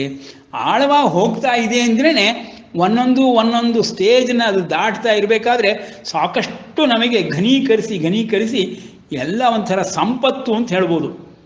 ಇದಕ್ಕೆ ತಪೋನಿಧಿ ಅಂತ ಹೇಳ್ತಾರೆ ನೋಡಿ, ಅದು ಆ ನಿಧಿ. ಇದು ಪುಣ್ಯದ ನಿಧಿ, ತಪಸ್ಸಿನ ನಿಧಿ ನಮಗೆ ಒಳಗೆ ಸೇರಿಕೊಳ್ತಾ ಕ್ರೋಢೀಕರಿಸ್ತಾ ಹೋಗುತ್ತೆ. ಈ ಪುಣ್ಯ ಮತ್ತು ತಪಸ್ಸು ಶಕ್ತಿ ಎರಡೂ ಅಂತರಂಗದೊಳಗೆ ಕ್ರೋಢೀಕರಿಸ್ತಾ ಹೋಗುತ್ತೆ, ಅಧಿಕವಾಗಿ ಬೆಳೀತಾ ಹೋಗುತ್ತೆ. ಅದು ಎಷ್ಟು ಬೆಳೆದ್ರೂ ನಮಗಷ್ಟು ಒಳ್ಳೆಯದು. ಅದನ್ನೇ ಪರಮಾತ್ಮ ಇಲ್ಲಿ ಉಪಯೋಗಿಸ್ಕೋತಾನೆ. ದುರ್ಗತಿಗೆ ಹೋಗಲ್ಲಪ್ಪ ಅಂತ. ಏನಪ್ಪ ದುರ್ಗತಿಗೆ ಹೋಗಲ್ಲ? ನೋಡಿ, ಯಾವುದೇ ನೀವು ಉಪನ್ಯಾಸಗಳನ್ನು ಕೇಳಿದ್ರು, ಯಾವುದೇ ರೀತಿಯ ವೇದಗಳನ್ನಾಗಲಿ ಉಪನಿಷತ್ತುಗಳನ್ನಾಗಲಿ ಓದಿದ್ರು, ಈ ನಮ್ಮ ದುರ್ಗತಿ ಅಂತ ಹೇಳ್ತಾರೆ, ಸದ್ಗತಿ ಅಂತ ಹೇಳ್ತಾರಲ್ಲ, ಬರೀ ಆಡು ಭಾಷೆಯಲ್ಲಿ ಬಂದಿರುವಂಥದ್ದೇ ಹೊರತು ನಿಜವಾಗಿ ಅದು ಏನು ಅನ್ನೋದ್ರ ಬಗ್ಗೆ ಯಾರೂ ವಿಶ್ಲೇಷಣೆ ಮಾಡೋದಿಲ್ಲ. ನಾವು ಮೊದಲೇ ಹೇಳಿದ ಹಾಗೆ ಆತ್ಮ ದೇಹವನ್ನು ಬಿಟ್ಟು ಹೋದರೆ ಆತ್ಮಕ್ಕೆ ಇರುವ ಗತಿಯನ್ನು ದುರ್ಗತಿ ಅಥವಾ ಸದ್ಗತಿ ಅಂತ ಹೇಳ್ತಾರೆ ಅಂತ. ಬರೀ ಆತ್ಮ ದುರ್ಗತಿ ಸದ್ಗತಿಯನ್ನು ಪಡೆಯುವುದಾದರೆ, ಬೇರೆ ದೇಹಗಳನ್ನು ಹೊಂದುತ್ತೆ ಅಂತ ಹೇಳೋದಾದರೆ, ನಿಮಗೆ ಅನುಭವಗಳೆಲ್ಲ ಎಲ್ಲಿ ಬರುತ್ತೆ? ಸ್ವರ್ಗಲೋಕ, ನರಕಲೋಕ, ಪುಣ್ಯಲೋಕ ಅಂತ ಹೇಳ್ಬಿಡ್ತಾರಲ್ಲ, ಅವುಗಳಿಗೆಲ್ಲ ಹೋಗಬೇಕಾದ್ದನ್ನೇ ಗತಿ ಅಂತ ಹೇಳ್ತಾರೆ. ಅಂದರೆ ನೀವು ಅಲ್ಲಿ ಸ್ವರ್ಗಲದಲ್ಲಿ ಆಗಲಿ ನರಕದಲ್ಲೇ ಆಗಲಿ ಅನುಭವಗಳನ್ನು ಪಡಿಬೇಕಾದರೆ ಶರೀರ ಮಾತ್ರದಿಂದ ಸಾಧ್ಯ. ಶರೀರವೇ ಇಲ್ಲದೆ ಇದ್ದರೆ ಆತ್ಮನಿಗೆ ಅನುಭವಗಳು ಏನಾದರೂ ಉಂಟೋ? ಆತ್ಮನೇ ಆನಂದಮಯ, ಸಚ್ಚಿದಾನಂದಮಯ. ಅಂತಹ ಆತ್ಮನಿಗೆ ಅನುಭವಗಳು ಅಂತ ಹೇಳಿದ್ರೆ ಸರಿ ಹೋಗುತ್ತೆಯೋ? ಆಗೋದಿಲ್ಲ. ಆ ಕಾರಣದಿಂದ ಸೂಕ್ಷ್ಮ ಶರೀರಿಯಾಗಿ ಕಾರಣ ಶರೀರದ ಒಡನೆ ಆತ್ಮಗಳು ದೇಹವನ್ನು ಬಿಟ್ಟು ಹೋಗುತ್ತೆ. ಇದು ನಮಗೆ ಮನದಟ್ಟಾಗಿ ಕುಳಿತುಕೊಳ್ಬೇಕು. ಆವಾಗ ಗತಿಯನ್ನು ಅರ್ಥ ಮಾಡ್ಕೊಳ್ಬೋದು, ಸದ್ಗತಿಯನ್ನೇ ದುರ್ಗತಿಯನ್ನೇ ತಿಳಿದುಕೊಳ್ಬೋದು. ವ್ಯಕ್ತಿ ಎನ್ನಿಸ್ಕೊಂಡಿದ್ದವನು ದೇಹಿಯಾಗಿ ದೇಹವನ್ನು ಬಿಟ್ಟು ಹೊರಗೆ ಬಂದ ತಕ್ಷಣ ಇನ್ನೊಂದರ ದೇಹವನ್ನು ಹುಡುಕ್ತಾನೆ. ಇಲ್ಲ ಅಂದರೆ ಈ ಲೋಕದಲ್ಲಿಯೇ ಅವನ ಹಳೆಯ ದೇಹದ ಹತ್ರ ಇರ್ತಾನೆ. ಅವನ ಒಂದು ಶಕ್ತಿಯ ಅನುಸಾರವಾಗಿ, ಅವನಿಗಿರುವಂತಹ ಒಂದು ಕರ್ಮಾನುಸಾರವಾಗಿ, ಅವನಿಗಿರುವಂತಹ ವಾಸನೆ ಮತ್ತು ಸಂಸ್ಕಾರಗಳ ಮೂಲಕವಾಗಿ ಮೇಲಿನ ಲೋಕಗಳಿಗೂ ಹೋಗ್ಬೋದು, ಇಲ್ಲಿಯೇ ಉಳ್ಕೊಳ್ಬಹುದು. ಅದನ್ನೇ ನೋಡಿ, ಮತ್ತು ಕ್ರಿಶ್ಚಿಯನ್ ಮತ್ತು ಇಸ್ಲಾಂ ಮತಗಳಲ್ಲಿ ಅಲ್ಲಿಯೇ ಉಳ್ಕೊಳ್ತಾನೆ ದೇಹದ ಹತ್ರ ಅನ್ನೋ ಒಂದು ಪ್ರತೀತಿ, ನಂಬಿಕೆ ಎರಡೂ ಇದೆ ಅವರಲ್ಲಿ. ಅದು ಜಡ್ಜ್ಮೆಂಟ್ ಡೇ ಬರುತ್ತೆ, ಅವತ್ತಿನ ದಿವಸ ಅದನ್ನು ಪರಮಾತ್ಮ, ಯೇಸು ಕ್ರಿಸ್ತ ಪರಮಾತ್ಮ ಅಥವಾ ಗಾಡ್ ಬಂದುಬಿಟ್ಟು ತೀರ್ಮಾನ ಮಾಡ್ತಾನೆ. ಜಡ್ಜ್ಮೆಂಟ್ ಡೇ ಅಲ್ಲಿ ತನಕ ಅವರುಗಳೆಲ್ಲ ಅಲ್ಲಲ್ಲಿಯೇ ಇರ್ತಾರೆ, ಮತ್ತಿನ್ನು ಹುಟ್ಟುವುದಿಲ್ಲ ಅನ್ನೋ ಒಂದು ನಂಬಿಕೆ ಪ್ರತೀತಿ ಅವರಲ್ಲಿ ಬಂದುಬಿಟ್ಟಿದೆ. ಅದು ಏನೇ ಆಗಿರಲಿ, ಆ ನಂಬಿಕೆ ಪ್ರತೀತಿ ಬಗ್ಗೆ ನಮಗೆ ಅವಶ್ಯಕವಿಲ್ಲ. ಆದರೆ ವ್ಯಕ್ತಿ ಅಲ್ಲೇ ಇರ್ತಾನೆ ಅನ್ನೋದನ್ನು ಅವರು ಇದರಲ್ಲಿ ಧರ್ಮದಲ್ಲಿ ಹೇಳ್ತಾರೆ. ನಮ್ಮಲ್ಲೂ ಹಿಂದೂ ಧರ್ಮದಲ್ಲೂ ಎಷ್ಟೋ ಜನಾಂಗಗಳು ಹೂಳುವಂತಹ ಪದ್ಧತಿಯನ್ನು ಇಟ್ಕೊಂಡಿರಬೇಕಾದ್ರೆ ಅಲ್ಲಿಯೇ ಇರ್ತಾನೆ ಆ ಆತ್ಮ ಅನ್ನಿಸ್ಕೊಂಡಿದ್ದು ಅಂತಾಗಲಿ, ಅಥವಾ ಜೀವಾತ್ಮ ಅಂತಾಗಲಿ, ಸೂಕ್ಷ್ಮ ಶರೀರ ಅಂತಾಗಲಿ ಆ ದೇಹದ ಹತ್ರನೇ ಇರ್ತಾನೆ ಅನ್ನೋ ಒಂದು ನಮ್ಮಲ್ಲಿಯೂ ಇದೆ. ನಂಬಿಕೆ ಅಲ್ಲ, ಅದು ಸತ್ಯ. ನಮ್ಮಲ್ಲಿ ಸತ್ಯವಾಗಿದೆ, ಅವ್ರುಗಳ ನಂಬಿಕೆ ಅಂತ ಹೇಳ್ತಾರಷ್ಟೆ. ನಾವು ಯಾವುದನ್ನು ಸತ್ಯ ಅಂತಿದ್ದೀವೋ ಅದನ್ನು ನಾವುಗಳು ಇವಾಗ ಏನು ಮಾಡಿಬಿಟ್ಟಿದ್ದೀವಿ, ನಂಬಿಕೆ ಅಂತ ಹೇಳೋಕ್ಕೆ ಶುರು ಮಾಡಿಬಿಟ್ಟಿದ್ದೀವಿ. ಯಾಕೆ ಅಂದರೆ ಸತ್ಯ ಗೋಚರವಾಗಿಲ್ವಲ್ಲ, ಈಗೀಗ ಗೋಚರ ಆಗ್ತಾ ಇಲ್ವಲ್ಲ. ಗೋಚರವಾಗಿದೆ, ನಾನು ನೋಡಿದ್ದೀನಿ ಅಂತ ಹೇಳೋವಂಥ ಯಾವುದೇ ಒಬ್ಬ ವ್ಯಕ್ತಿ ಇಲ್ವಲ್ಲ. ನಿರ್ದಿಷ್ಟವಾಗಿ ನಾನು ನೋಡಿದ್ದೀನಿ ಅಂತ ರಾಮಕೃಷ್ಣ ಪರಮಹಂಸರ ಹಾಗೆ, ರಮಣ ಮಹರ್ಷಿಗಳಾಗೆ ಹೇಳುವಂಥ ವ್ಯಕ್ತಿಗಳು ಇದ್ದರೆ ಆಗ ಅದು ಸತ್ಯ ದರ್ಶನವಾಗಿದೆ, ಸತ್ಯ ಗೋಚರವಾಗಿದೆ. ಆದ್ದರಿಂದ ಅದನ್ನು ಕಲ್ಪನೆ ಅಂತ ಹೇಳಬಾರ್ದು, ನಂಬಿಕೆ ಅಂತ ಹೇಳಬಾರ್ದು. ಬಿಲೀಫ್ ಸಿಸ್ಟಮ್ ಅಂತ ಯಾವುದನ್ನು ಹೇಳಬೇಕು? ದರ್ಶನವೇ ಆಗದೇ ಇದ್ದಾಗ ಬಿಲೀಫ್ ಸಿಸ್ಟಮ್ ಅಂತ ಹೇಳ್ಕೊಳ್ಳಿ ನೀವು. ಸತ್ಯ ದರ್ಶನವಾದ ಮೇಲೆ ಬಿಲೀಫ್ ಸಿಸ್ಟಮ್ ಅಂತಂದರೆ ಹೇಳಿದ್ರೆ ಅದರಲ್ಲಿ ಅರ್ಥವಿಲ್ಲ. ಯಾಕೆ? ಸತ್ಯವೇ ಆಗೋಂಗಿದೆಯಲ್ಲ, ಇನ್ನು ಮತ್ತೇನು ಕಲ್ಪನೆ ಅಥವಾ ಇನ್ನೇನು ನಂಬಿಕೆ? ಸತ್ಯ ದರ್ಶನವಾದ ಮೇಲೆ ಅದಿಲ್ಲ ಅಂತ. ಹಾಗೆ ನೋಡಿದಾಗಲೂ ನಾವು ಸೂಕ್ಷ್ಮ ಶರೀರಿಯಾಗಿ ಬೇರೆ ಲೋಕಗಳಿಗೆ ಹೋಗ್ತೀವಿ. ಬೇರೆ ಲೋಕಗಳಿಗೆ ಹೋಗ್ತೀವಿ ಅಂದಮೇಲೆ ಸೂಕ್ಷ್ಮ ಲೋಕಗಳು, ಪುಣ್ಯ ಲೋಕಗಳು, ಅವುಗಳೆಲ್ಲ ಇಲ್ಲಿ ಬರ್ತಾ ಇದೆ ನೋಡಿ. ಈ ಒಂದು ಶ್ಲೋಕಗಳಲ್ಲಿ ಅರ್ಜುನ ಹೇಳೋದ್ರಲ್ಲಿ, ಕೃಷ್ಣ ಹೇಳೋದ್ರಲ್ಲಿ ಬರ್ತಾ ಇದೆ. ಏನಪ್ಪ ಅದು? ನಾನು ದುರ್ಗತಿ ಅಂತ ಹೇಳಿದೆ, ಲೋಕಗಳು ಅಂತ ಹೇಳಿದೆ, ಬರ್ತಾ ಇದೆಯಲ್ವಾ? ಎಲ್ಲಿ ಬರ್ತಿದೆ ಅಂತಂದರೆ ನೋಡಿ, ಓದೋಣ. 35ನೇ ಶ್ಲೋಕದಿಂದ 40 ಶ್ಲೋಕ ತನಕ ಕಂಟಿನ್ಯೂಸ್ ಆಗಿ ಓದ್ಬಿಡ್ತೀನಿ. ಆ ಪದಗಳೆಲ್ಲ ಬಂದಿದೆ ಇಲ್ಲಿ ನೋಡಿ. ಅಸಂಶಯಂ ಮಹಾಬಾಹೋ ಮನೋ ದುರ್ನಿಗ್ರಹಂ ಚಲಂ ಅಭ್ಯಾಸೇನ ತು ಕೌಂತೆಯ ವೈರಾಗ್ಯೇಣ ಚ ಗೃಹ್ಯತೆ ಅಸಂಯತಾತ್ಮನ ಯೋಗೋ ದುಷ್ಪ್ರಾಪ ಇತಿ ಮೇ ಮತಿ ವಶ್ಯಾತ್ಮನಾ ತು ಯತತ ಶಕ್ಯೋ ವಾಪ್ನು ಮುಪಾಯತಃ. ಅರ್ಜುನ ಉವಾಚ ಅಯತಿ ಶ್ರದ್ಧಯೋಪೇತ ಯೋಗಾಚ್ಚಲಿತಮಾನಸಃ ಅಪ್ರಾಪ್ಯ ಯೋಗ ಸಂಸಿದ್ಧಿಂ ಕಾಂ ಗತಿಂ ಕೃಷ್ಣ ಗಚ್ಚತಿ. ಕಚ್ಚಿನ್ನೋ ಭಯ ವಿಭ್ರಷ್ಟ ಚಿನ್ನಾತ್ ಭ್ರಮಿವ ನಶ್ಯತಿ. ಅಪ್ರತಿಷ್ಠೋ ಮಹಾಬಾಹೋ ವಿಮೂಢೋ ಬ್ರಹ್ಮಣ ಪತಿ. ಏತನ್ಮೇ ಸಂಶಯಂ ಕೃಷ್ಣ ಛೇತ್ತುಮರ್ಹಸ್ಯ ಶೇಷತಃ ತ್ವದನ್ಯಃ ಸಂಶಯಸ್ಯಾಸ್ಯ ಛೇತ್ತಾನ ಹಿ ಉಪಪದ್ಯತೆ ಪಾರ್ಥ ನೈವೇಹ ನಾಮುತ್ರ ವಿನಾಶಸ್ತಸ್ಯ ವಿದ್ಯತೆ ನಹಿ ಕಲ್ಯಾಣಕೃತಿ ಕಶ್ಚಿತಿ ದುರ್ಗತಿಂ. ನೋಡಿ, ದುರ್ಗತಿ ಪದ ಬಂತು. ದುರ್ಗತಿಂ ತಾತ ಗಚ್ಚತಿ. ಯಾವುದೇ ಒಳ್ಳೆಯ ಕೆಲಸಗಳನ್ನು ಮಾಡಿದವನೋ ಇಹಲೋಕದಲ್ಲಿ ಆಗಲಿ ಪರಲೋಕದಲ್ಲಿ ಆಗಲಿ ನಾಶವೂ ಆಗುವುದಿಲ್ಲ, ಅವನ ಒಳ್ಳೆಯ ಕೆಲಸವೂ ನಾಶವಾಗುವುದಿಲ್ಲ. ಅದು ಶಾಶ್ವತವಾಗಿರುತ್ತಪ್ಪ, ಅವನಿಗೆ ಎಲ್ಲೂ ನಾಶವಿಲ್ಲಪ್ಪ. ಅಂಥವನು ದುರ್ಗತಿಯನ್ನು ಹೊಂದುವುದೇ ಇಲ್ಲ, ಹೋಗುವುದಕ್ಕೆ ಸಾಧ್ಯವೇ ಇಲ್ಲ ಅಂತ ಕೊನೆಯ ಶ್ಲೋಕದಲ್ಲಿ ಹೇಳ್ತಾನೆ. 40ನೇ ಶ್ಲೋಕದಲ್ಲಿ ಪರಮಾತ್ಮ ಹೇಳ್ತಿದ್ದಾನೆ. ಅಂದರೆ ದುರ್ಗತಿ ಅಂದರೆ ಅರ್ಥ ಅದೇ, ಅವನು ಉತ್ತಮ ಲೋಕಗಳಿಗೆ ಹೋಗ್ತಾನೆ ಹೊರತು ಯಾವುದೇ ದುರ್ಗತಿಯನ್ನು ಹೊಂದುವುದಿಲ್ಲ ಅಂತ ಹೇಳ್ತಾ ಇದ್ದಾನೆ. ಭ್ರಷ್ಟ ಪದ ಬಂತು ನಿನ್ನೆ, ಅದನ್ನು ನಾವು ವಿಶ್ಲೇಷಣೆ ಮಾಡಬೇಕು ಅಂತ ಹೇಳಿದ್ವಿ. ಮುಂದಿನ ಶ್ಲೋಕದಲ್ಲಿದೆ ನೋಡಿ, 41ನೇ ಶ್ಲೋಕ. ಯೋಗಭ್ರಷ್ಟನು ಪುಣ್ಯಶಾಲಿಗಳ ಲೋಕಗಳನ್ನು ಹೊಂದಿ ಅಲ್ಲಿ ಅನೇಕ ವರ್ಷಗಳವರೆಗೂ ವಾಸವಾಗಿದ್ದು ಅನಂತರ ಸದಾಚಾರಶೀಲರು ಶ್ರೀಮಂತರು ಆಗಿರುವವರ ಮನೆಯಲ್ಲಿ ಹುಟ್ಟುವರು. ಶ್ರೀಮಂತರು ಏನಂತಿದೆ ಪದ ಅಲ್ಲಿ? ಶುಚೀನಾಂ ಶ್ರೀಮತಾಂ ಗೇಹೆ ಅಂತಿದೆ. ಶ್ರೀಮಂತರು ಅಂತ ಅರ್ಥ ಬರೆದಿದ್ದಾರೆ, ಅದು ಸರಿಯಲ್ಲ. ಶ್ರೀಮಂತರು ಅಂದರೆ ಅರ್ಥ ಇಲ್ಲಿ ನಾವು ದುಡ್ಡಿರೋರು ಅಂತ ಹೇಳ್ತೀವಲ್ಲ, ಆ ಅರ್ಥದಲ್ಲಿ ಅಲ್ಲ. ಶ್ರೀಮತಾಂ ಅಂದರೆ ಒಳ್ಳೆಯ ಸದ್ಬುದ್ಧಿಯುಳ್ಳವರು ಅಂತ. ಏನಪ್ಪ ಹಾಗಾದರೆ ಶ್ರೀಮತಾಂ ಅಂದರೆ ಒಳ್ಳೆಯ ಸದ್ಬುದ್ಧಿಯುಳ್ಳವರು ಅಂದರೆ? ನೋಡಿ, ನಮ್ಮ ದೇಹವನ್ನು ನಾವು ಪ್ರಕೃತಿ ಅಂತ ನಮ್ಮ ವೇದಶಾಸ್ತ್ರಗಳ ಪ್ರಕಾರವಾಗಿ, ಸ್ಮೃತಿ ಶಾಸ್ತ್ರಗಳ ಪ್ರಕಾರವಾಗಿಯೂ ದೇಹವನ್ನು ಪ್ರಕೃತಿ ಅಂತ ಹೇಳ್ತೀವಿ. ಪ್ರಕೃತಿ ಪುರುಷ ಅಂತ 2 ಭಾಗ ಮಾಡ್ತಾರೆ. ಪುರುಷನನ್ನು ಮಹೇಶ್ವರನಿಗೆ ಹೋಲಿಸ್ತಾರೆ, ಪ್ರಕೃತಿಯನ್ನು ಪಾರ್ವತಿಗೆ ಹೋಲಿಸ್ತಾರೆ. ಪ್ರಕೃತಿ ಪುರುಷ ಅಂತಾರೆ. ಪ್ರಕೃತಿ ಒಟ್ಟಿನಲ್ಲಿ ಹೆಣ್ಣು, ಸ್ತ್ರೀಲಿಂಗ. ನಮ್ಮ ದೇಹ ಏನಾಯಿತು? ಸ್ತ್ರೀಲಿಂಗವಾಗೋಯಿತು. ಆ ಒಂದು ದಿಶೆಯಲ್ಲಿ ನೋಡಿದಾಗ ದೇಹಕ್ಕೆ ಯಾವುದೇ ಒಂದು ಪದಗಳನ್ನು ನೀವು ಪ್ರಯೋಗ ಮಾಡಿದಾಗ, ನಾಮವನ್ನೇ ಆಗಲಿ ಯಾವುದನ್ನೇ ಆಗಲಿ, ಶ್ರೀ ಅನ್ನೋ ಪದವನ್ನು ಸೇರಿಸ್ತೀವಿ. ಆ ಶ್ರೀ ಅನ್ನೋ ಪದ ಏನು ಸಂಕೇತಪ್ಪ? ಲಕ್ಷ್ಮಿಯ ಸಂಕೇತ, ಸಂಪತ್ತಿನ ಸಂಕೇತ. ಹಾಗಾಗಿ ಶ್ರೀಮತಿ, ಶ್ರೀಯುತರು ಈ ರೀತಿ ಪ್ರಯೋಗಗಳನ್ನು ಮಾಡ್ತೀವಿ ನಾವು. ಆ ಶ್ರೀ ಅನ್ನೋ ಪದ ನಮ್ಮ ಆಧ್ಯಾತ್ಮ ಗ್ರಂಥಗಳಿಂದ ಬಂದಿರುವಂಥ ಸನಾತನ ಧರ್ಮದ ಅತ್ಯುತ್ತಮವಾದ ಪದ ಅದು. ಆ ಶ್ರೀ ಅನ್ನು ಉಪಯೋಗಿಸ್ತೀವಲ್ಲ ನಾವು, ಓಂ ಅಂತ ಉಪಯೋಗಿಸ್ತಾರೆ, ಅದು ಯತಿಗಳು, ಯೋಗಿಗಳು. ಆದರೆ ಸಾಮಾನ್ಯ ಮನುಷ್ಯನೂ ಉಪಯೋಗಿಸುವಂಥದ್ದು ಶ್ರೀಪದ, ಶ್ರೀಮತಿ ಪದ. ನೋಡಿ, ಆ ಶ್ರೀ ಅನ್ನೋದನ್ನು ಸರಿಯಾಗಿ ಅರ್ಥ ಮಾಡಿಕೊಂಡ್ರೆ ಶ್ರೀಮತಾಂ, ಅಂತಹ ಒಂದು ಒಳ್ಳೆಯ ಲಕ್ಷ್ಮೀ ಬುದ್ಧಿಯನ್ನು ಪಡೆದುಕೊಂಡಿರುವಂಥವನು ಅಂತ.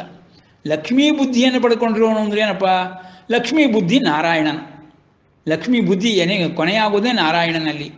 ನಾರಾಯಣನೇ ಸದಾಕಾಲ ಲಕ್ಷ್ಮಿಯ ಮನಸ್ಸಿನಲ್ಲಿ, ಮತಿಯಲ್ಲಿ ಇರ್ತಾಳೆ. ಹಾಗಾದ್ದರಿಂದ ಶ್ರೀಮತಾಂ ಅಂದರೆ ಭಗವಂತನ ಸಂಬಂಧವನ್ನು ಹೊಂದಿರುವಂಥವನು, ಭಗವಂತನನ್ನು ಸದಾ ನೆನೆಯುವಂಥವನು, ಭಗವಂತನನ್ನು ಒಳಗಡೆ ಆವಿಷ್ಕರಿಸಿಕೊಂಡಿರುವಂಥವನು, ಅವನನ್ನು ಪ್ರತಿಷ್ಠಾಪನೆ ಮಾಡಿಕೊಂಡಿರುವಂಥವನು.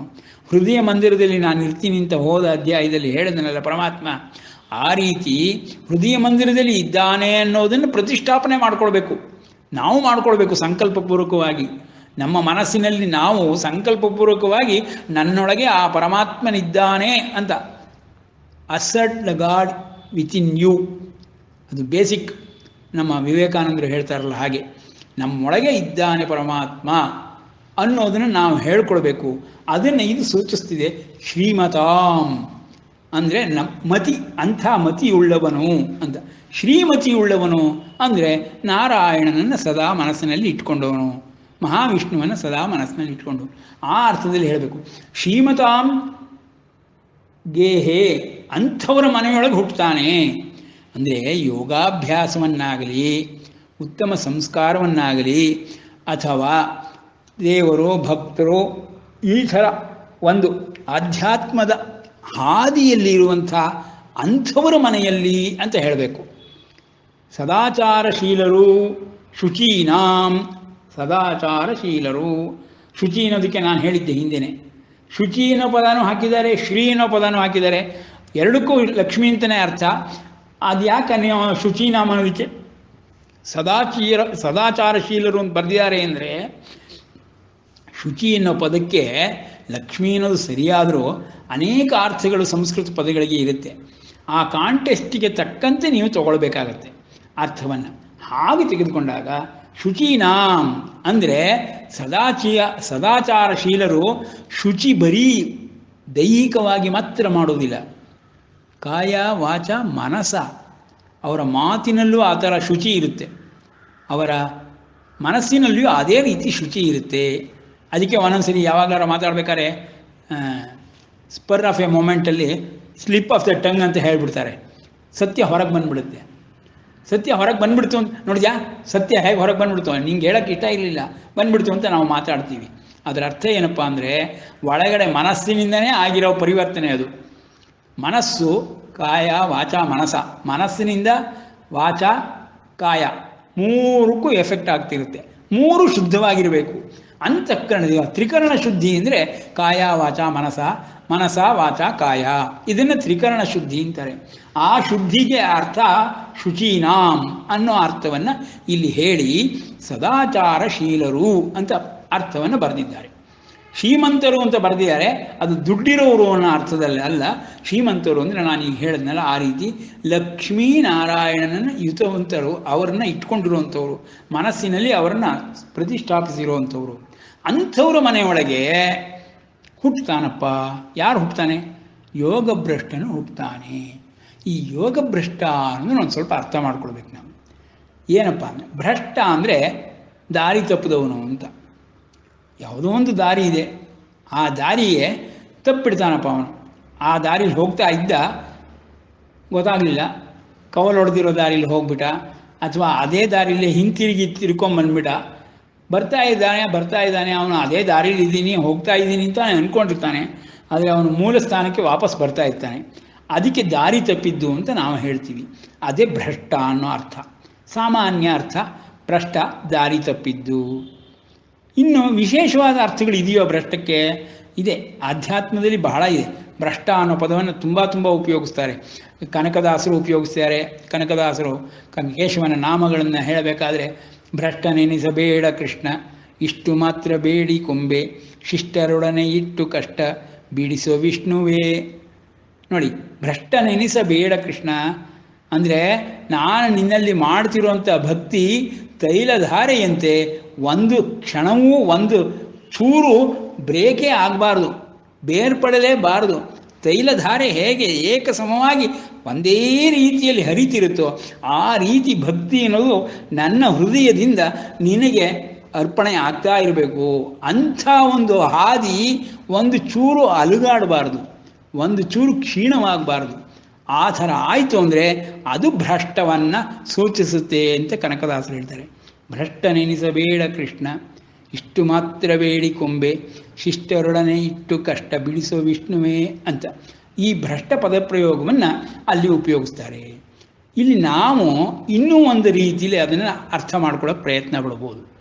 ಈ ಸಾಮಾನ್ಯವಾಗಿ ಎಲ್ರಿಗೂ ಗೊತ್ತಿರುತ್ತೆ, ಲುಡೋ ಅಂತಾರೆ ಅಥವಾ ಹಾವು ಏಣಿ ಆಟ ಅಂತಾರೆ. ಈ ಹಾವು ಏಣಿ ಆಟ ಒಂದು ಸ್ವಲ್ಪ ಎಲ್ಲರ ಜೀವನಕ್ಕೂ ಹೋಲುತ್ತೆ ಅನಿಸುತ್ತೆ ಒಂದೊಂದು ಸರಿ. ಏನಪ್ಪ, ಹಾವು ಏಣಿ ಆಟದೊಳಗೆ 1ರಿಂದ 100 ತನಕ ಸಂಖ್ಯೆಗಳನ್ನು ಬರೆದಿರ್ತಾರೆ. ಏಣಿಗಳು ಇರುತ್ತೆ ಮಧ್ಯದಲ್ಲಿ. ಏಣಿಗಳು ಬಂದಾಗಲೆಲ್ಲ ಮೇಲೆ ಹತ್ತಿ 16 ಸಂಖ್ಯೆಗಳನ್ನು ದಾಟಿಬಿಡ್ತಾರೆ. ಅದೇ ಹಾವು ಬಂತು ಅಂದರೆ ಕಚ್ಚಿದ ತಕ್ಷಣ 106 ಸಂಖ್ಯೆಗಳು ಕೆಳಗೆ ಬಿಡ್ತಾರೆ. ಸಾಮಾನ್ಯವಾಗಿ ಹಾವುಗಳನ್ನೇ ಜಾಸ್ತಿ ಹಾಕಿರ್ತಾರೆ, ಜೊತೆಗೆ ದೊಡ್ಡದನ್ನು ಹಾಕಿರ್ತಾರೆ. ಯಾಕೆಂದರೆ ಕಚ್ಚಿಸ್ಕೊಂಡು ಬೀಳಲಿ ಅನ್ನೋ ಉದ್ದೇಶವೇ ಆ ಆಟದಲ್ಲಿ ಒಂದು ರೀತಿಯ ರಸ ಉತ್ಪತ್ತಿ ಆಗುತ್ತೆ, ಒಂದು ರೀತಿ ಎಲ್ಲರಿಗೂ ಒಂದು ರೀತಿ ಮಜಾ ಸಿಕ್ಕುತ್ತೆ ಅನ್ನೋ ಕಾರಣಕ್ಕೆ ಮಾಡಿರ್ತಾರೆ. ಅದೇನೇ ಮಾಡಿರಲಿ, ಅದು ಒಂದು ಗರವನ್ನು ಹಾಕ್ತಾ ಇರ್ತಾರೆ. ಆ ಗರದಿಂದ ಡೈಸಿಂದ ಬಿಡ್ತಿರೋ ಗರದ ಪ್ರಕಾರ ನಡೆಸ್ಕೊಂಡು ಹೋಗ್ತಾ ಇರ್ತಾರೆ. ಸಾಮಾನ್ಯವಾಗಿ 97 ತಲುಪಿದ ತಕ್ಷಣ ದೊಡ್ಡ ಹಾವಿರುತ್ತೆ. 97ಕ್ಕೆ ಬರಬೇಕಾದ್ರೆ ಎಲ್ಲರೂ ಆ ಹಾವಿಗೆ ಕೈಲಿ ಕಚ್ಚಿಸ್ಕೊಳ್ಳೋದು ಗ್ಯಾರಂಟಿ.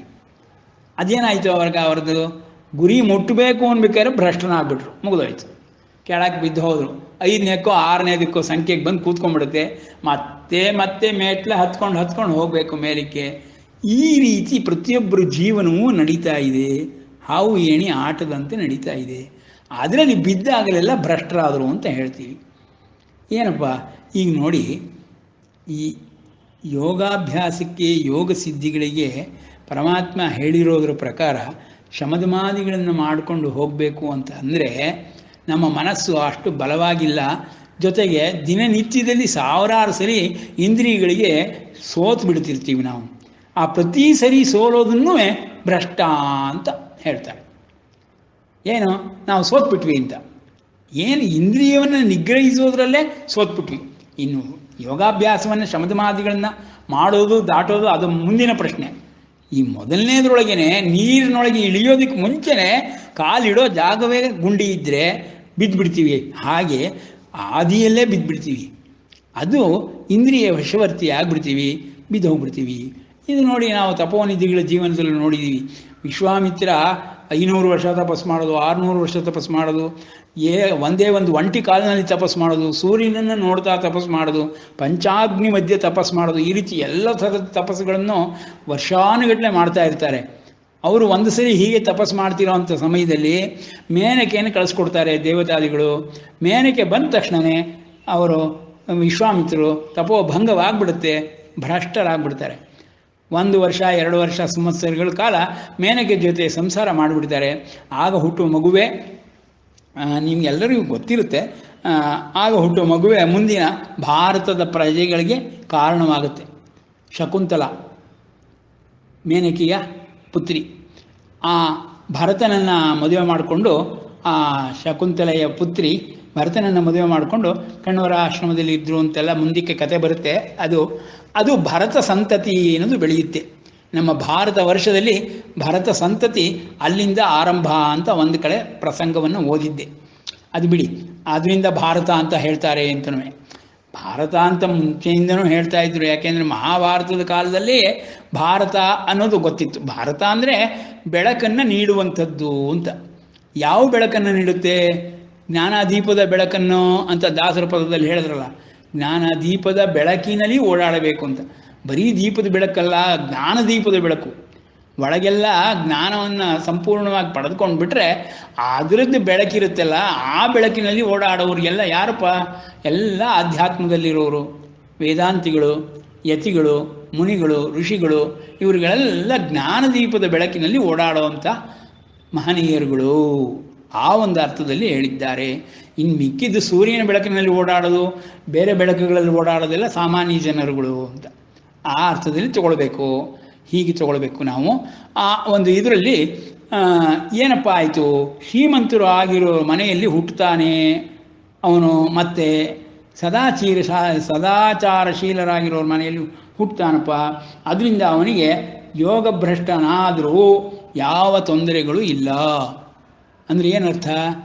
ಈ ಅವನು ಯೋಗಾಭ್ಯಾಸವನ್ನು ಮಾಡ್ತೀನಿ ಅಂತ ಸಂಕಲ್ಪ ಮಾಡಿಕೊಂಡ್ರೂ ಸಾಕು, ಅದು ಕಾರ್ಯೋನ್ಮುಖವಾಗಿಯೇ ಆಗುತ್ತೆ. ಸದಾ ಸಂಚಾರವು ಸರಿಯಾದ ರೀತಿಯಲ್ಲೇ ಆಗುತ್ತೆ. ಹಾಗಾಗಿ ಈ ಹಾದಿ ಅನ್ನೋದನ್ನು ಅವನು ಭ್ರಷ್ಟನಾಗೋದಾಗಲಿ ಅಥವಾ ಬಿಟ್ಟ ಅಂತಾಗಲಿ ತಪ್ಪಿದ ಅಂತಾಗಲಿ ಆಗೋದಿಲ್ಲಪ್ಪ. ಯಾಕೆ ಅಂದರೆ ನಹಿ ಕಲ್ಯಾಣ ಕೃತೆ ಕಶ್ಚಿತ್. ಒಂದು ಚೂರು ಒಳ್ಳೆಯದನ್ನು ಮಾಡಿದ್ರು ಅದರಿಂದ ಲಾಭವೇ ಹೊರತು ಕೆಟ್ಟದ್ದು ಅನ್ನೋದಿಲ್ಲಪ್ಪ, ದುರ್ಗತಿ ಅನ್ನೋದಿಲ್ಲ. ಹಿಂದಿನ ಶ್ಲೋಕದಲ್ಲಿ ಹೇಳ್ತಾನಲ್ಲ, ನಹಿ ಕಲ್ಯಾಣ ಕೃತ್ ಕಶ್ಚಿತಿ ದುರ್ಗತಿಂ ತಾತ ಗಚ್ಚತಿ. ಅಪ್ಪ ಅರ್ಜುನ, ಆ ರೀತಿ ಯಾರೂ ಅಡ್ಡಹಾದಿಯನ್ನು ಹಿಡಿಯುವುದಿಲ್ಲ, ಭ್ರಷ್ಟರಾಗಿ ನಾಶವಾಗಿ ಹೋಗುವುದಿಲ್ಲ. ನೀನು ಮೋಡದಂತೆ ನಾಶವಾಗುವರು ಅಂತ ಅಂದ್ಕೊಂಡಿದೆಯಲ್ಲ, ಅದೆಲ್ಲ ನೀನು ತಪ್ಪು ಕಲ್ಪನೆಗಳಪ್ಪ. ಆ ರೀತಿ ಸಾಧ್ಯವೇ ಇಲ್ಲಪ್ಪ. ಯಾಕೆ ಅಂದರೆ ಅವರ ಸಾಧನೆ ಒಂದು ಸರಿ ಶುರು ಮಾಡಿಬಿಟ್ರೆ ಮತ್ತೆ ಮತ್ತೆ ಆ ಸಾಧನೆಯನ್ನು ಮುಂದುವರಿಸ್ತಾರೆ. ಎಲ್ಲಿ ಬಿಟ್ಟಿದ್ರೋ ಅಲ್ಲಿಂದ ಇನ್ನೂ ಮುಂದಕ್ಕೆ, ಇನ್ನೂ ಮುಂದೆ ಹೋಗೋಕ್ಕೆ ಶುರು ಮಾಡ್ತಾರೆ, ಇನ್ನೂ ಸ್ಪೀಡಾಗಿ ಹೋಗೋಕ್ಕೆ ಶುರು ಮಾಡ್ತಾರೆ. ಯಾಕೆ ಅಂದರೆ ಒಂದು ಸರಿ ಬಿದ್ದಿರೋ ಅನುಭವ ಆಗಿದೆಯಲ್ಲ, ಅದರಿಂದ ಯಾವ ರೀತಿ ಬಿದ್ದೆ ಅನ್ನೋದು ಚೆನ್ನಾಗಿ ಬುದ್ಧಿಗೆ ಗೊತ್ತಾಗಿರುತ್ತೆ. ಆ ಬಿದ್ದಿರೋದನ್ನು ಮತ್ತೆ ಇನ್ನೊಂದು ಸರಿ ಬೀಳದೇ ಇದ್ದಂಗೆ ಎಚ್ಚರ ವಹಿಸಿ ಎಲ್ಲವನ್ನೂ ಸರಿಪಡಿಸಿಕೊಂಡು, ಬಿದ್ಮೇಲೆ ಬುದ್ಧಿ ಬಂತು ಅಂತಾರಲ್ಲ ಹಾಗೆ, ಆಟ್ಮೇಲೆ ಒಲೆ ಉರಿತು ಅನ್ನೋ ಹಾಗೆ ಅದನ್ನು ಸರಿಪಡಿಸ್ಕೊಂಡು ಇನ್ನೂ ವೇಗವಾಗಿಯೇ ಹೋಗ್ತಾರೆ ಆ ಹಾದಿಯಲ್ಲಿ. ಯಾಕೆ? ಅದರಲ್ಲಿ ರಸೋತ್ಪತ್ತಿ ಅನ್ನೋದು ಇದೆಯಲ್ಲ, ರುಚಿ ಅನ್ನೋದು ಇದೆಯಲ್ಲ, ಅವರಿಗೆ ಗೊತ್ತಾಗ್ಬಿಟ್ಟಿರುತ್ತೆ. ಅವ್ರಿಗೆ ಹಿಂತಿರುಗಿ ಬರೋದಿಲ್ಲಪ್ಪ. ಅದರಿಂದ ಯಾವ ಒಟ್ಟೂ ಆಗುವುದಿಲ್ಲ, ನೀನು ಅದ್ರ ಬಗ್ಗೆ ಚಿಂತೆಯನ್ನೇ ಮಾಡಬೇಡ ಅಂತ ಹೇಳಿ ಪರಮಾತ್ಮ ಈ ಒಂದು ಉಪಯೋಗವನ್ನು ತುಂಬ ಚೆನ್ನಾಗಿ ಹೇಳ್ತಾ ಇದ್ದಾನೆ. ಶಾಶ್ವತೀ ಸಮಾಹ, ಎಷ್ಟು ವರ್ಷಗಳು ಬೇಕಾದರೂ ಇರ್ಬೋದು ಅವರು ಆ ಸ್ಥಿತಿಯಲ್ಲಿ. ಅಂದರೆ ಪರಮ ಪದವಿಗೆ ಹೋಗ್ಬಿಟ್ರೆ ಇನ್ನೇನು, ಅದೇ ಅಂತ್ಯ, ಇನ್ನು ಮತ್ತೆ ಹಿಂತಿರುಗಿ ಬರೋದೇ ಇಲ್ಲ. ಇಲ್ಲ ಹೋದರೆ ಈ ಹಾದಿಯಲ್ಲಿ ಹೋದರೂ ಎಷ್ಟೆಷ್ಟೋ ವರ್ಷಗಳು ಅಲ್ಲೇ ಇರ್ತಾರೆ. ಅಂದರೆ ನಾವು ಹೇಳೋದ್ರ ಪ್ರಕಾರ ಈ ಒಂದು ಶಾಶ್ವತೀ ಸಮಾಹ ಅನ್ನೋದ್ರ ಪ್ರಕಾರ ಏನಪ್ಪ ಆಯಿತು ಅಂದರೆ, ಆ ಹಾದಿಯಲ್ಲಿ ಹೋಗಿದ್ದವ್ರನ್ನೆಲ್ಲ ಮಹನೀಯರನ್ನು ನಾವು ಉಪನ್ಯಾಸದಲ್ಲಿ ಉಪಯೋಗಿಸ್ಕೊಳ್ತಾ ಇರ್ತೀವಿ, ಹೇಳ್ತಾ ಇರ್ತೀವಿ.